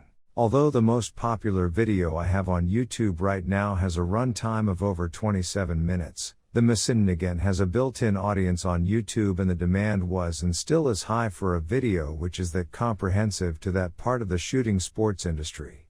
The more research I do, the more I find viewers of outdoor videos desiring single hunt videos. My goal in video editing for web TV is to format my video so it will fit into a 10 to 12 minute time frame. I have even done double hunts, killing 2 animals in one video, for deer and wild hogs in this time frame, and have had a good response in viewership. The outdoor shows that wear me out are the 30-minute hunt to shoot one animal. On the web TV platform, if you can get the job done in 10 to 15 minutes, why do you need to stretch it out further than that? Web TV is formless and you can do anything you desire. Just be aware of the 4 main elements of a good outdoor show and keep time and a viewer's attention span into consideration. Some shows finance the expenses related to producing and airing an outdoor show by selling products they are given for free or at a wholesale or dealer discount by their sponsors. We have operated like this in the past with a few sponsors. The best example is a firearm sponsor who, depending on the year, might send us a few guns for free that we can quickly flip for a new in-box retail condition price. The money that is earned here is then put in a separate bank account and used for monthly TV network airing costs and other expenses related to the show. In trade for a relationship like this, the sponsor usually expects to become a title sponsor of one or more of your shows or even a season of the show, and rightly so. You have probably seen a show airing the message, brought to you by. Insert sponsor name here. This is what is known as a billboard ad and is a common trading tool in the industry. Most shows you will watch with a title sponsor or billboard ad will only have 1 or 2 of them per show. If you load up the front of your show with too many of these, it gets crowded quickly and does not have good taste. Most sponsors trading or buying title sponsorship or billboard ads are in it to win it, and they want to be the main focal point of the viewer as the main sponsor of the show. Keep that in mind when editing and producing a show where you are trying to give a sponsor their money's worth of exposure. DVDs are also an option for making a product out of your show and brand, but streaming video platforms have largely changed how consumers in the outdoor industry watch content, as we talked about before. I speak from personal experience here, as we have sold only a small number of our own DVDs on our TV show's website. We don't promote our DVDs all the time, but they are always on our website and available for purchase. I once had a guy wanting to start a bowfishing show contact me through our show, wanting to learn the ropes of the industry and how best to get started. His plan was to start out making a DVD and grow his brand from there. He made all the points for why it would work and how many followers he had as well as how many pro staff positions he held. He sold the idea to me as if people were beating his door down wanting his content available for purchase on a DVD. That was all great, but I advised him to begin with the end in mind when approaching any goal. His plan was to produce 1,000 DVDs and drop ship them to customers after launching a large marketing campaign. I asked how much storage space he would be comfortable with sparing for a little while as he might need it. I am not saying that a DVD is not a good idea, but I think you are putting the apple cart before the horse if that is how you start out. If I was to advise a show to do a DVD or even a series of them, it would be a comprehensive part of the branding and product development process down the road, after they had developed an audience and following. An investment like this requires considerations for production, replication, and packaging, not to mention fulfillment to the end consumer. Doing this too soon, before you have a solid team and dedicated audience base, may result in a garage full of DVDs that collect dust. Promoting your show. The ways to market your show are endless. Working as both an outdoor show host and marketing director as well as doing sales, marketing, and consulting for businesses in the outdoor industry has given me a depth of experience in this realm from many angles of the equation. The best advice I can give people new to the industry or trying to promote any kind of outdoor business or outdoor show is to do something every day towards the promotion of your goal. For me, every day includes weekends and holidays. That does not have to be the case for you, but remember, only the strong survive in the outdoor industry. This is no place for the weary kind. Seek to build a brand around your show and your team. Branding is what people remember. Your show name may be more recognizable than your name or the name of anyone on your team, but that is part of the plan. Branding is the sum total of the many parts of the marketing and promotion package which make up what your show is all about. What is your show's mission statement? If you don't have one, create one as soon as you can. It should be a team effort. It doesn't have to be longer than a couple of sentences to a paragraph, but it should summarize what your show is about, what your purpose in the outdoor industry is in the long run, and what means you are using and plan to use to get there. If you woke me up in the middle of the night and asked me our show's mission statement, I would be able to tell you in an instant. I know it that well. Websites are a crucial element to your marketing and promotion plan. I have been building websites for myself and other people and businesses since the late 1990s when you had to use HTML code to do anything. Now we have website builders and other services that allow people of nearly any experience level to build professional websites in a short amount of time. I did most of the design and building of our show's website using a basic template from Homestead Site Builder and their site-hosted website editing program. This is very easy to use service and one which allows just about anyone with any level of experience to make a good-looking website and, operating on a small monthly fee, helps plug SEO, search engine optimization, by indexing keywords in the text of the pages of the website into major search engines. The main rule in building websites is to have a simple, easy to navigate platform for viewers. A secondary option for a hosted website builder is WordPress. There is a small learning curve with both of these options, but they are fairly easy to use. Another option is to roll your own and build your web page from scratch. To most newcomers to the wild world of websites, I explain in this way. The domain name is your street address and the hosting service is your real estate. You have to have a street address for people to find you and a house to keep your content inside so they have something to see when they get there. The service I use for both website domains and hosting is Total Choice Hosting, www.totalchoicehosting.com. A basic domain name should run about $12, $13 and hosting should run between $44, $60 per year, depending on the service you use and package you choose. Another option is to hire a company like mine or a person like me who loves the wonderful world of websites and can build one for you.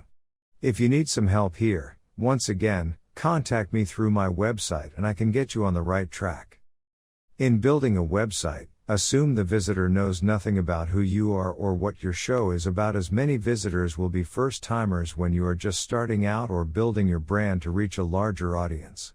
Your website should cover the introduction to what your show is about, your mission statement and goals for your show, video segments, embedded in your site from websites such as YouTube, or even full shows, sponsor logos, where you are broadcasting, social media information, and your show's contact information. I believe these are all components. Make it easy for people to follow you and like your show as well as contact you. In the research I have done, many shows I come across have contact forums and no email address or phone number. I personally think this is a mistake, as it can make a show seem unapproachable. I am not suggesting that contact forms are not a professional way to have people communicate with you, but if that is the only way people are able to communicate with you, you might be turning some prospective sponsors or other potential opportunities away from you and leaving money on the table. Leave a phone number and at least one email address on your website in place of, or in addition to, having a contact forum. As I advise with many of my clients with Warnke Enterprises, your website is your ever-present business card. It can be updated with your most current content at any time, and it is a resource and tool for viewers to learn more about what you are offering any time of the day or night. This is all done without you having to spend additional time making a positive first impression on potential sponsors, viewers, or anyone else who comes across your path.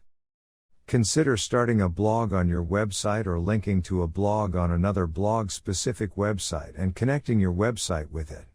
If you choose to blog, write often.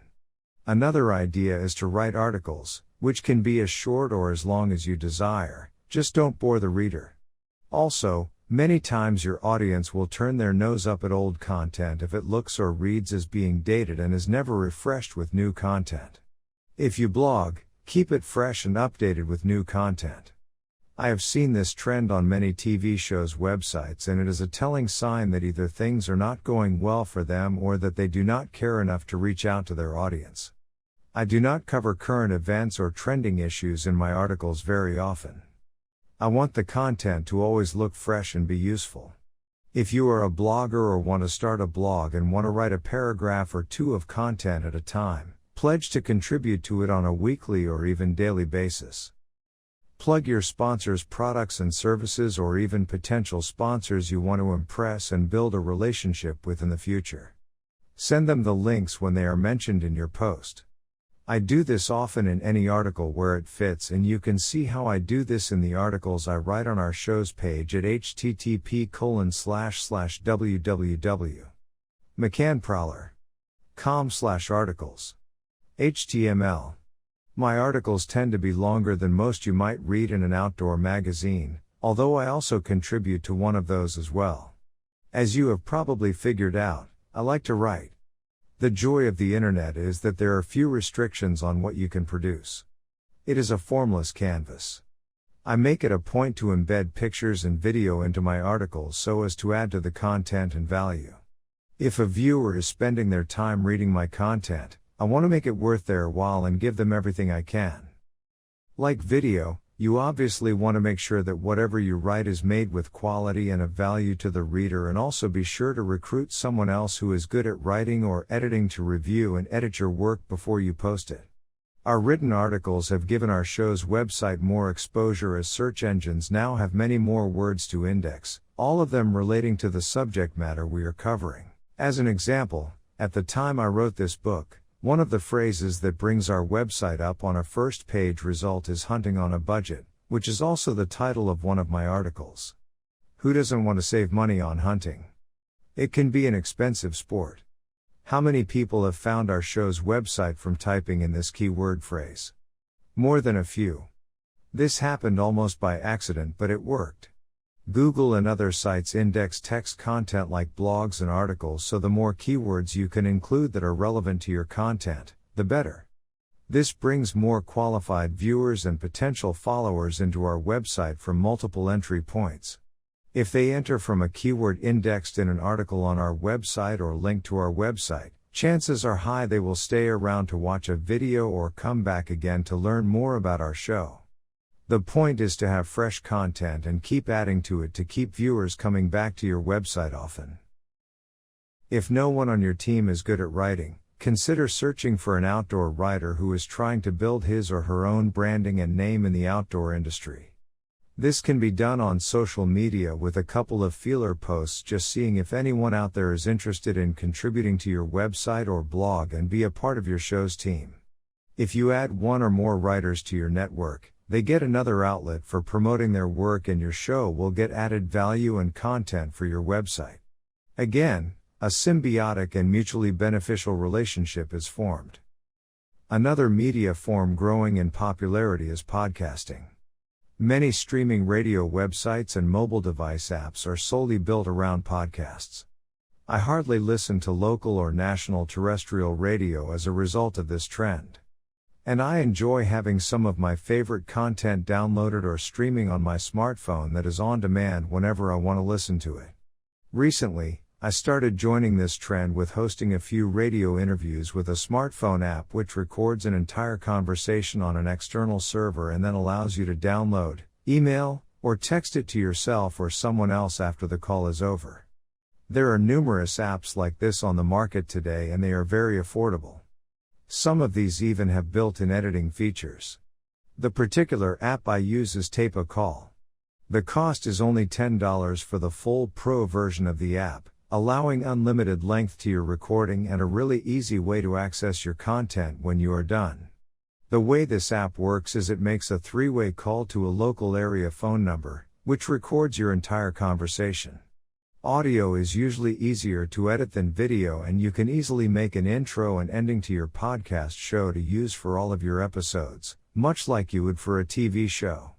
Personally, I love this kind of media because producing audio/radio interviews are as easy as recording a phone call with this app or any other way you choose, doing some light editing, and posting it. Another idea is to use a conference call recording service to host your call.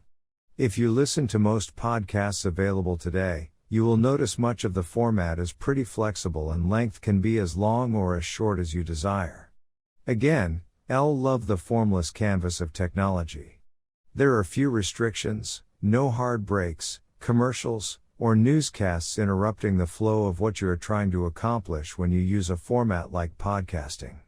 I try to keep interviews under an hour or so and the content as casual, creative, and fun as a normal conversation with the person I am interviewing. The main point to keep in mind is that you want to be educational and somewhat entertaining at the same time.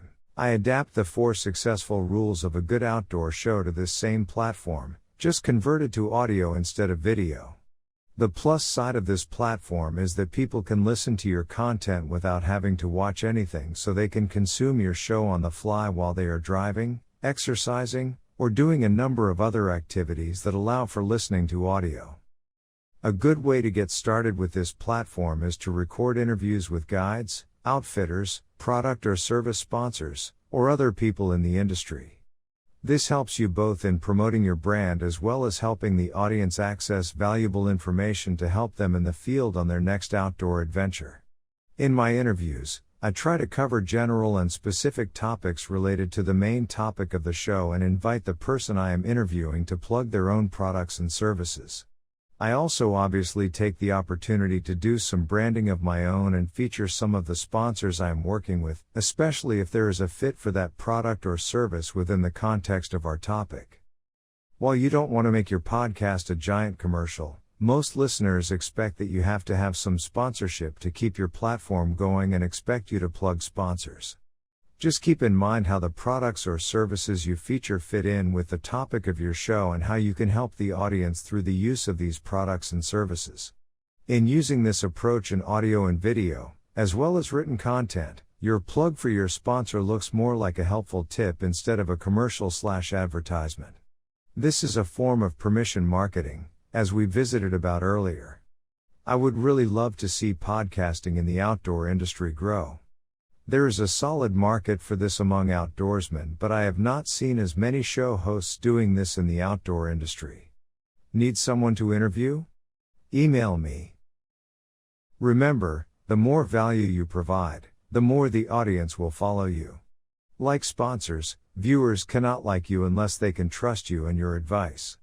Your goal in the products you sponsor, videos you record, or written articles you produce for your audience is to establish that trust as quickly as possible. If you are representing a product or service that turns out to be junk, don't expect a long life for your show.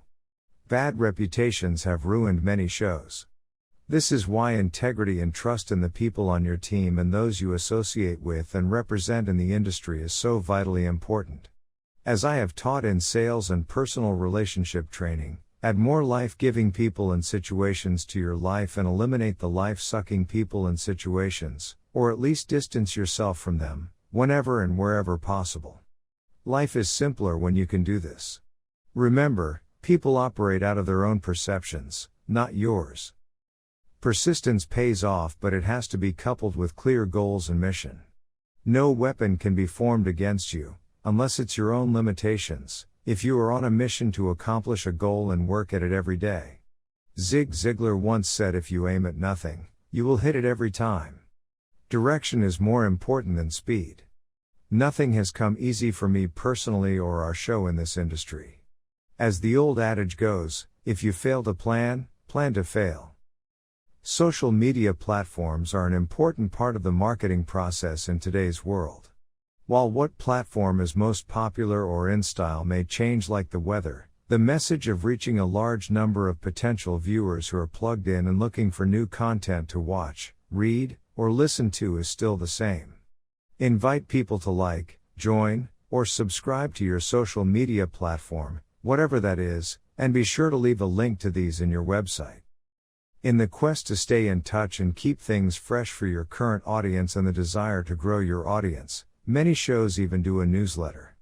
Along with the writing elements we talked about earlier, you have to balance what you give your audience with a platform like this and also offer consumers to your platform a way to subscribe and unsubscribe from this service. The plus of this platform is that it is also a permission marketing tool that only allows people who want to be a part of the readership to join and allows them to leave at any time.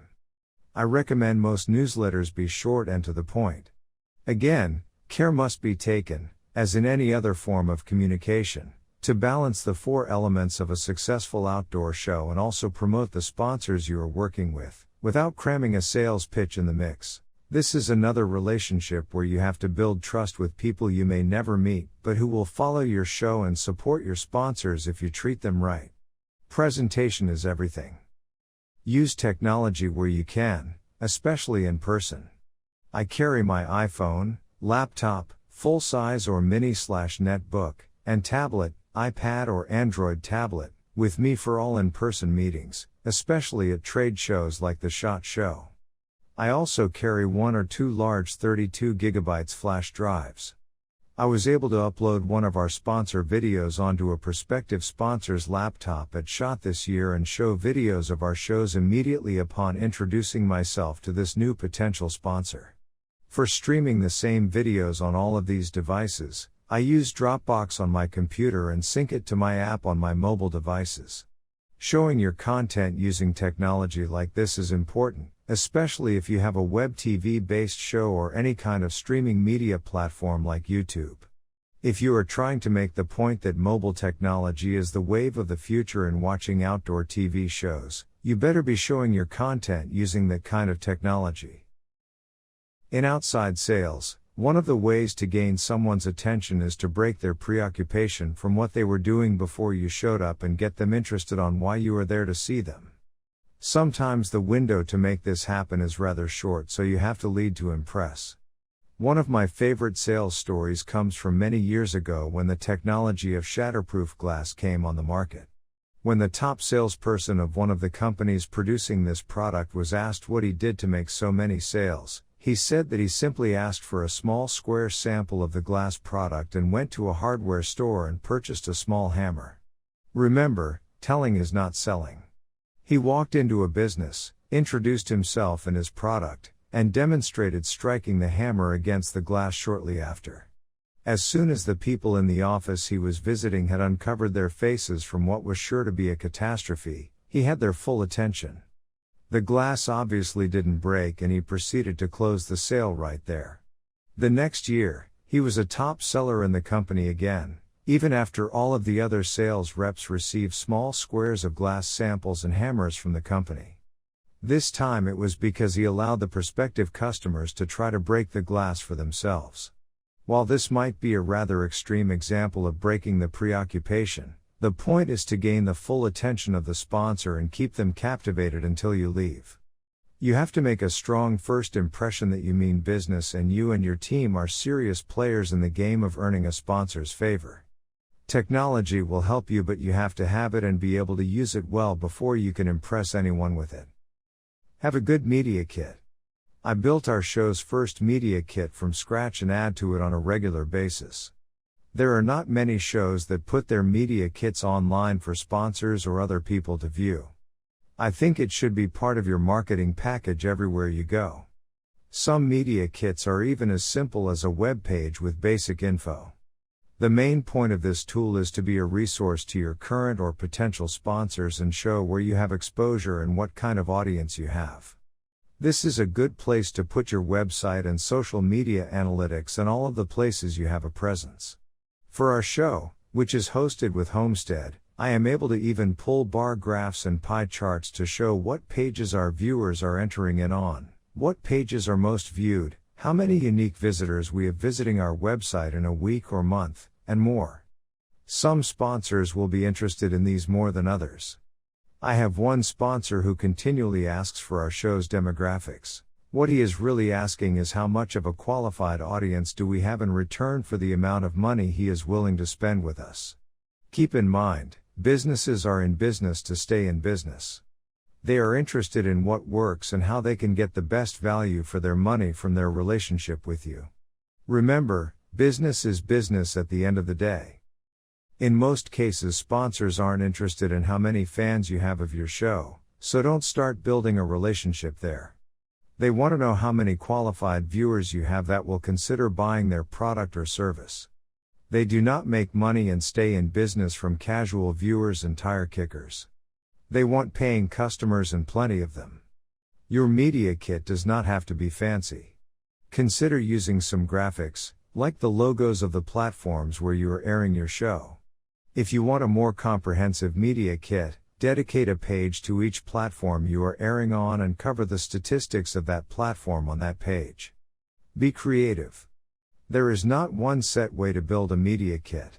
You want it to impress the sponsor and be something you could print out and take with you to in-person meetings, like at the ATA show or the SHOT show where competition is fierce. Don't be afraid to publish your media kit on your website, as you never know who will see it. You could even dedicate a page of your website to marketing and share it there. The statement we have on our show's marketing page, in an effort to attract new sponsors, is this. Many companies contact us for sponsorship/advertising opportunities, and our standards for quality and integrity are high. We have both product and monetary sponsorship levels available and invite and welcome you to contact us at any time if you would like to partner with us in some way with your product or service. Since what we present in our content, in whatever form, is the largest part of creating someone's first impression of us, it is good to create the impression that your show is popular, or in other words, in high demand and short supply. While you don't want to appear elitist or above it all like so many popular outdoor shows are doing today, you still want to look like you know what you are doing and that you are effective and efficient at accomplishing your goals. Now, I am not trying to sound like companies are banging down our door trying to get us to partner with them. It usually is the other way around, as is the case for most outdoor shows. What I am trying to establish with this statement is that our show and our brand is recognized for featuring only the best in quality and service, and our standards are high. This is not marketing fluff, they really are. Viewers can trust all of our sponsors. In other words, we, the outdoor show, are in demand by the viewer. Indeed, I may only have a handful of companies contact me over a year looking to partner with us while I am proverbially beating the pavement, calling on 100 different potential sponsors. But I want everyone who reads that statement to realize that we paid a price to get where we are at in this industry. You have or will soon pay a price for your success in this industry as well. Regardless of where you are in the process of your show, this should be the same lead you take as well. You are creating your own personal brand and your show's brand by everything you choose to say and do on and off camera. Choose wisely. Final scene. To set yourself apart from the pack, you have to have content as good, if not better, as what has been done by other shows in the past. If you have a web TV only show, make sure what you produce looks as good, if not better, than what airs on traditional TV. One of the greatest compliments I have ever received was when a coworker and friend of mine who lives in the Midwest saw me at a regional meeting and said to some other folks who were gathered around us, "Man, it's either watch a hunting show on TV or watch one of Dustin's hunting videos. The quality is the same." That meant the world to me that he thought that highly of my work and told others about it. Always seek to improve in every way possible. Whether it is filming video, writing, editing, or any number of other things we do in the outdoor industry, there is always room for improvement. As the old saying goes, if you're green, you're growing, if you're ripe, you rot. I have seen more than a few businesses, shows, and other players in the industry crash and burn because they thought they had it made in the shade and that they had arrived. The learning and growing process should never stop. The world is changing too quickly, and I have seen some tragic cases of what happens when people, teams, and businesses don't embrace that change and adapt to new circumstances. If you are still breathing air, there is still time to make a difference in this world. You were put here for a purpose. What is your message in this life and goal for your show? Never forget that. Treat your sponsors, team, and other networking connections in the industry well, and they will take care of you. Communicate with these people often and send them clips or episodes they were featured in or articles or blog posts promoting them. Chances are that you will earn their favor by simply staying in touch. Make yourself memorable. Far too many shows have a take the money and run attitude with sponsors and other potential sources of help, and usually get buried in the dust and wonder what happened since their show was so good. Remember, the road to hell is paved with good intentions. Have an attitude of gratitude. Consider practicing principles around the law of attraction.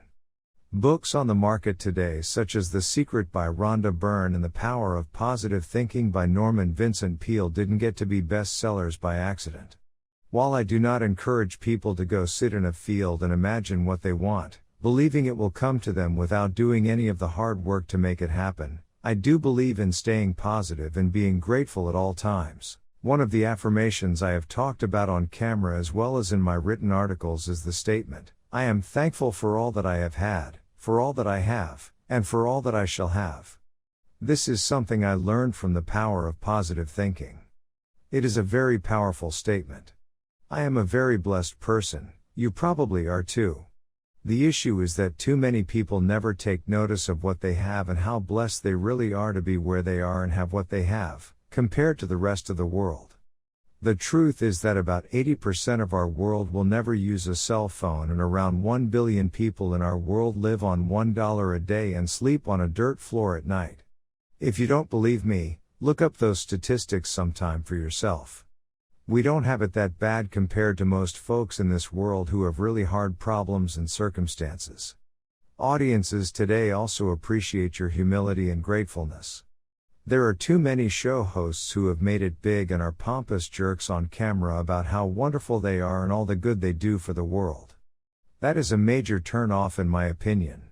If you practice gratitude daily, regardless of your belief system or belief of a higher power, you will see your life and circumstances change. I know I have. Don't quit your day job.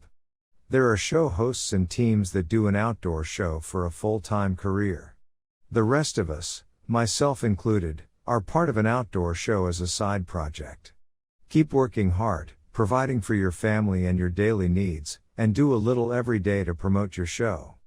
You may want to work in an outdoor industry career full-time. That is good as well. Build a brand around what you do and create value for yourself by learning new skills and networking with new people. In the long run, you will create value for yourself and potentially be sought after by others who need your help. Keep in mind that, for a few years at least, you can take tax deductions for trips, meetings, conventions, and other expenses related to your outdoor show as a business. At some point, the IRS will put a stop on the tax savings if you do not turn a profit and show an income, but regardless, take the savings in what you pay Uncle Sam where you can and while you can. I personally operate on a pretty small budget, but I have learned to produce high-quality work using technology and creativity. Learn something new. As adults, this is a hard thing to do sometimes, but one of the best ways to create value for yourself is to create value for others. Zig Ziglar once said, "If you help enough people get what they want, you will get what you want." This is a philosophy I live by every day. Don't give up on learning something that might help you or be of value to others in the future. If you know nothing about building websites, designing brochures, public speaking, or a number of other things, seek out the resources to learn these things. In our society today, more so than any other time in history, knowledge is power. The more you know, the more you can be of value to your team, to the other people around you, and ultimately, to yourself. I consider myself of great value because I know how to do many things that can help many people, and I am in high demand for that reason. I am not afraid of a challenge, and most of what I know in the realm of technology, I have taught myself. I have a college education, but my major was music and education, not business or marketing. Most of what I learned about the outdoor industry came from experience and the mentors I have surrounded myself with to guide me along the way. Out of that experience and ability, I have built my business, focusing on people in the outdoor industry needing these services or needing to learn more about these services for themselves. You can easily get stuck in a rut if you don't branch out. Many people get comfortable with who they already know and what they have accomplished and stay there. I try to stay out of my comfort zone as much as possible and keep things fresh and new.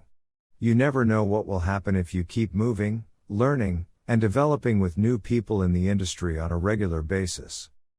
Don't go broke producing or marketing your show. Remember why you started this adventure in the first place. Keep your costs concentrated on filming and producing quality content first, and then focus on places to gain exposure next. Don't try to do too much at one time. You can easily burn yourself out or spread yourself thin if you don't prioritize.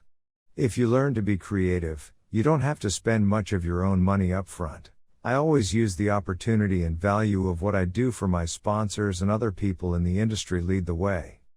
I will give an example of what I do next. It amazes folks when I tell them how little I spend on my hunting and fishing trips because of what I do for people in barter and trade alone. For instance, I work with a taxidermist, hunting ranch, meat processor, and several outdoor product companies. Out-of-pocket cost for a hunting trip for me these days is equivalent to gas money, a hunting license, and maybe a pit stop on the way to get a snack or a drink. Everything else is done on barter and trade, completely cashless. Not everything in life has to operate on money after all. You can do this as well by finding people who want to do this with you. The deciding factor is if you can provide enough value in return for what you receive with this old world system.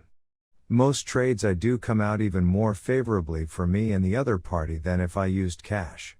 Most big companies will not be interested in doing business like this, but small businesses and startup companies will consider it if you can make it work for both of you. You don't need to finance a full camera crew or buy thousands of dollars worth of camera equipment to start out. Use what you have and grow from there. Start from where you are and do the best and be the best you can using what you have around you. I carry a principle with me that I learned from a leadership class I took many years ago. See what you have, use what you can, and do what matters the most. One of the main reasons I am able to get so much done in such a short amount of time is with the use of technology and automation. The way I like to look at many of my business relationships in the outdoor industry is that I am the ghost in the machine. I let technology work for me in every way possible without sacrificing the human touch where it is appropriately needed. Websites and 24/7 streaming video are good examples of this. If I can create a resource that can work for me or my clients without me having to be there in person all the time, I can reach a larger audience and help more people at once than I ever could without these tools. This also allows me to spend more time with my family and outdoors filming new content. A recent comment I received on one of my videos I have on YouTube is a good example of this. Comment on Compound Bow and Crossbow Shooting Fundamentals video. Dustin, I think you just sold me on the crossbow. I suffered a stroke during heart surgery and I am unable to cock the bow of a compound, but the crossbow will allow me to play.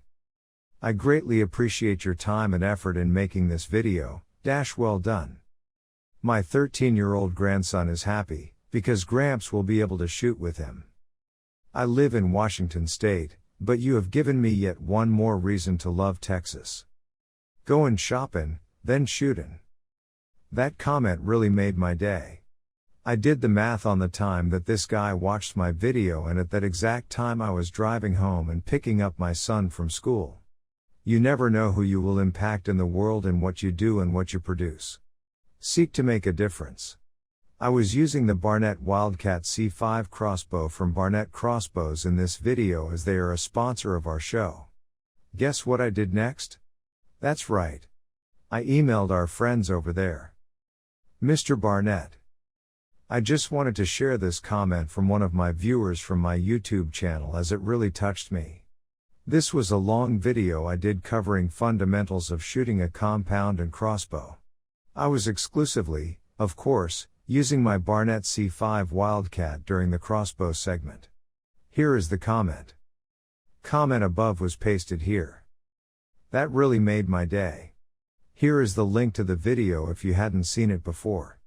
This one I did last summer before the last one I sent you on the BCX and Wildcat C5 I sent you earlier. http://youtube.b/JIC8whoop4. For archery hunting this year, my plan is to switch to the new BCX carbon light that you were gracious enough to send me this summer. Thanks again for working with us. Warmest regards. Dustin Von Warnke, Marketing Director. Mac and Prowler. These again are light touches and sponsors enjoy seeing what people are saying about what you are doing with their product. This sponsor replied favorably and told me he shared this with his whole team. This is a way to build and strengthen relationships. Notice again, I wasn't showy in my message. I simply relayed the comment from the viewer, added some gratefulness for what they recently sent me, and thanked them for working with us. Along those same lines, don't forget to share positive comments from your viewers on your website. Here are a few I have included on my personal website. These were posted on my YouTube channel for videos I have made for our show over the years. Comment on Dustin's Urban Deer Hunt, $2 in one day. Just found your channel, really like what you're doing. Getting into crossbow for the first time.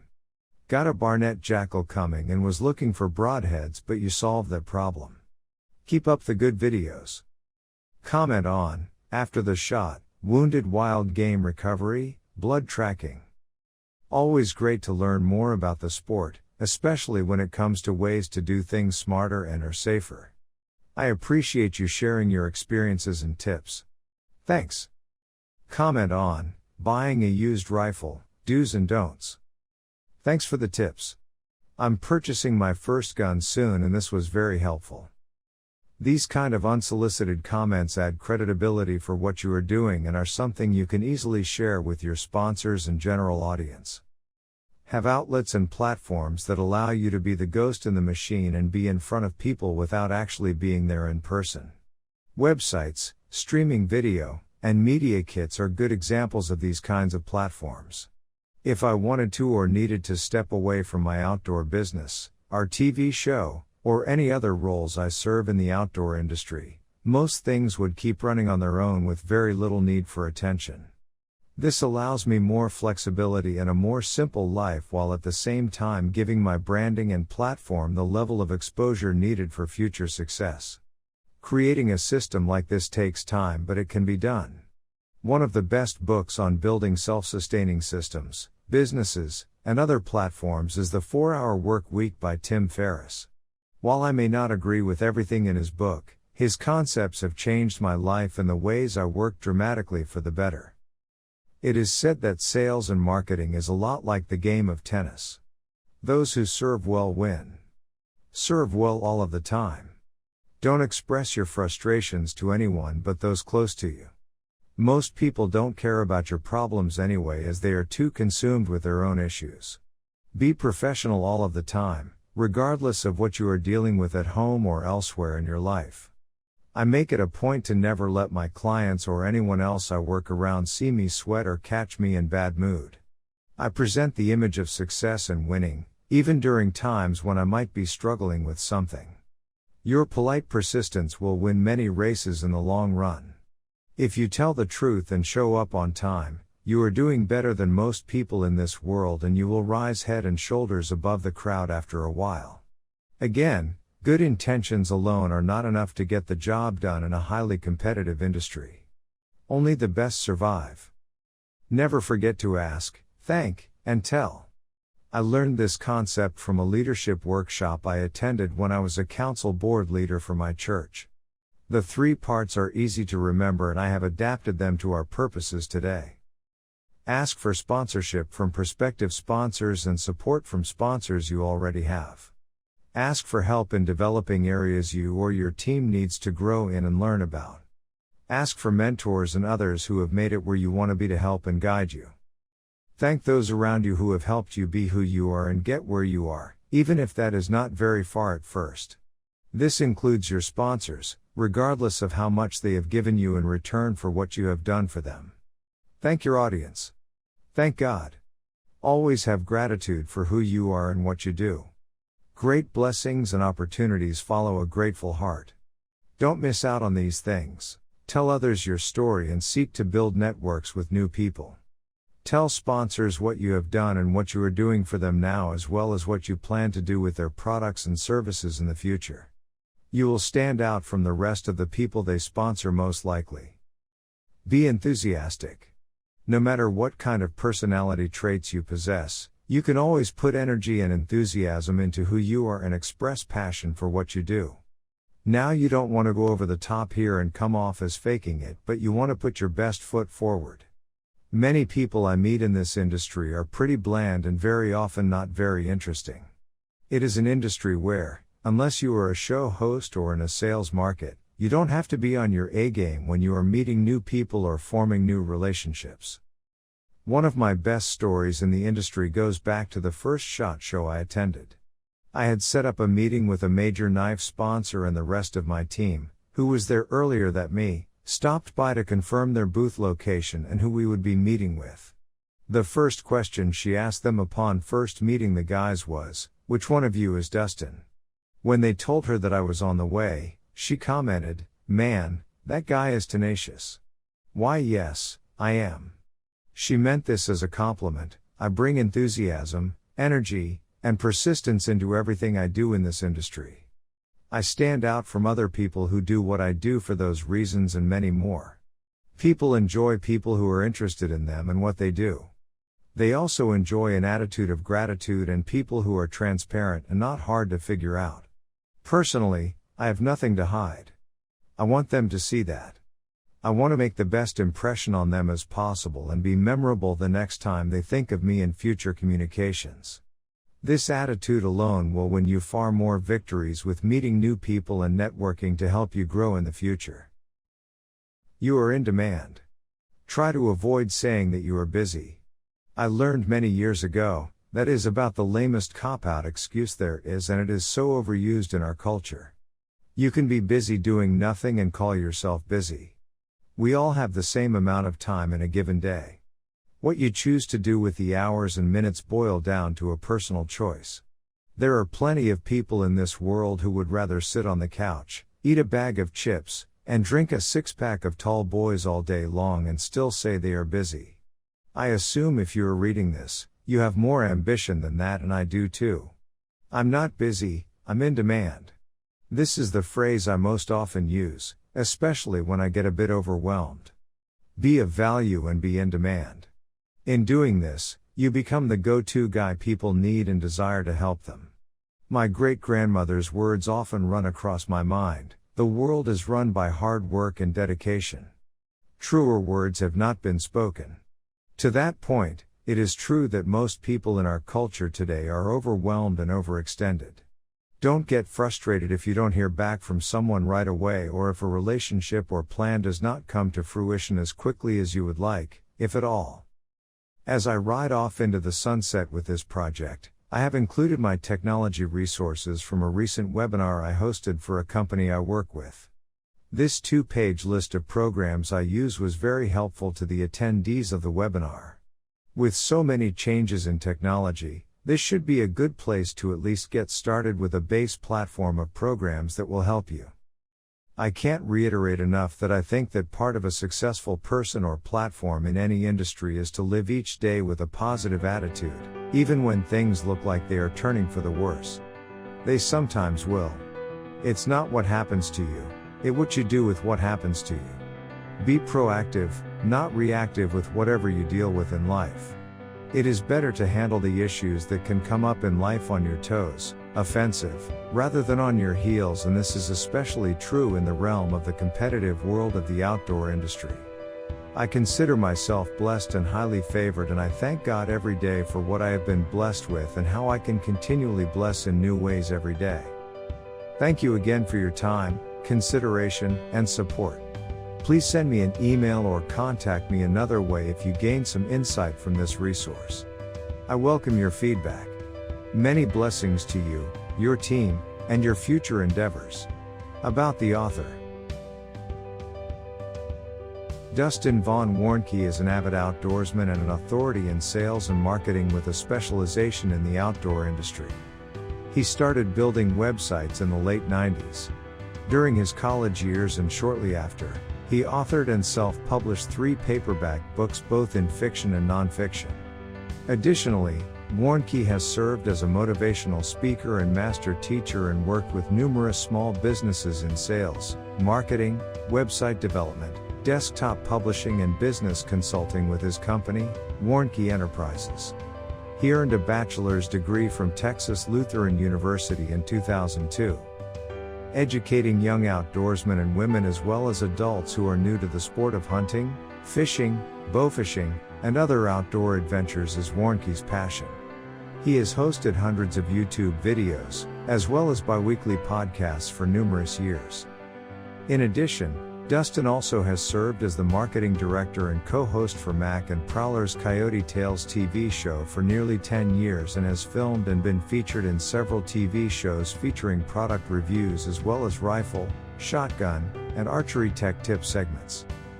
He also films, edits, and produces his own hunting, fishing, and other outdoor adventures, which can be seen on his YouTube channel. Many of his video productions have been featured on regional and national television networks in the USA, including the newest network he is pro staff for, Pride Outdoor Network. He served as the associate publisher for Texas Fish and Game magazine in 2019 and has authored several feature articles in this publication over the past several years. He also served as contributing editor for Texas Lakes and Bays, a best-selling fishing atlas, published by Texas Fish and Game, which is currently the largest independently owned outdoor magazine in the nation and the largest and most popular outdoor publication in the state of Texas. Dustin's goal in all he does is to inspire others to do great things in the outdoors and to live with love, joy, purpose, meaning, and significance.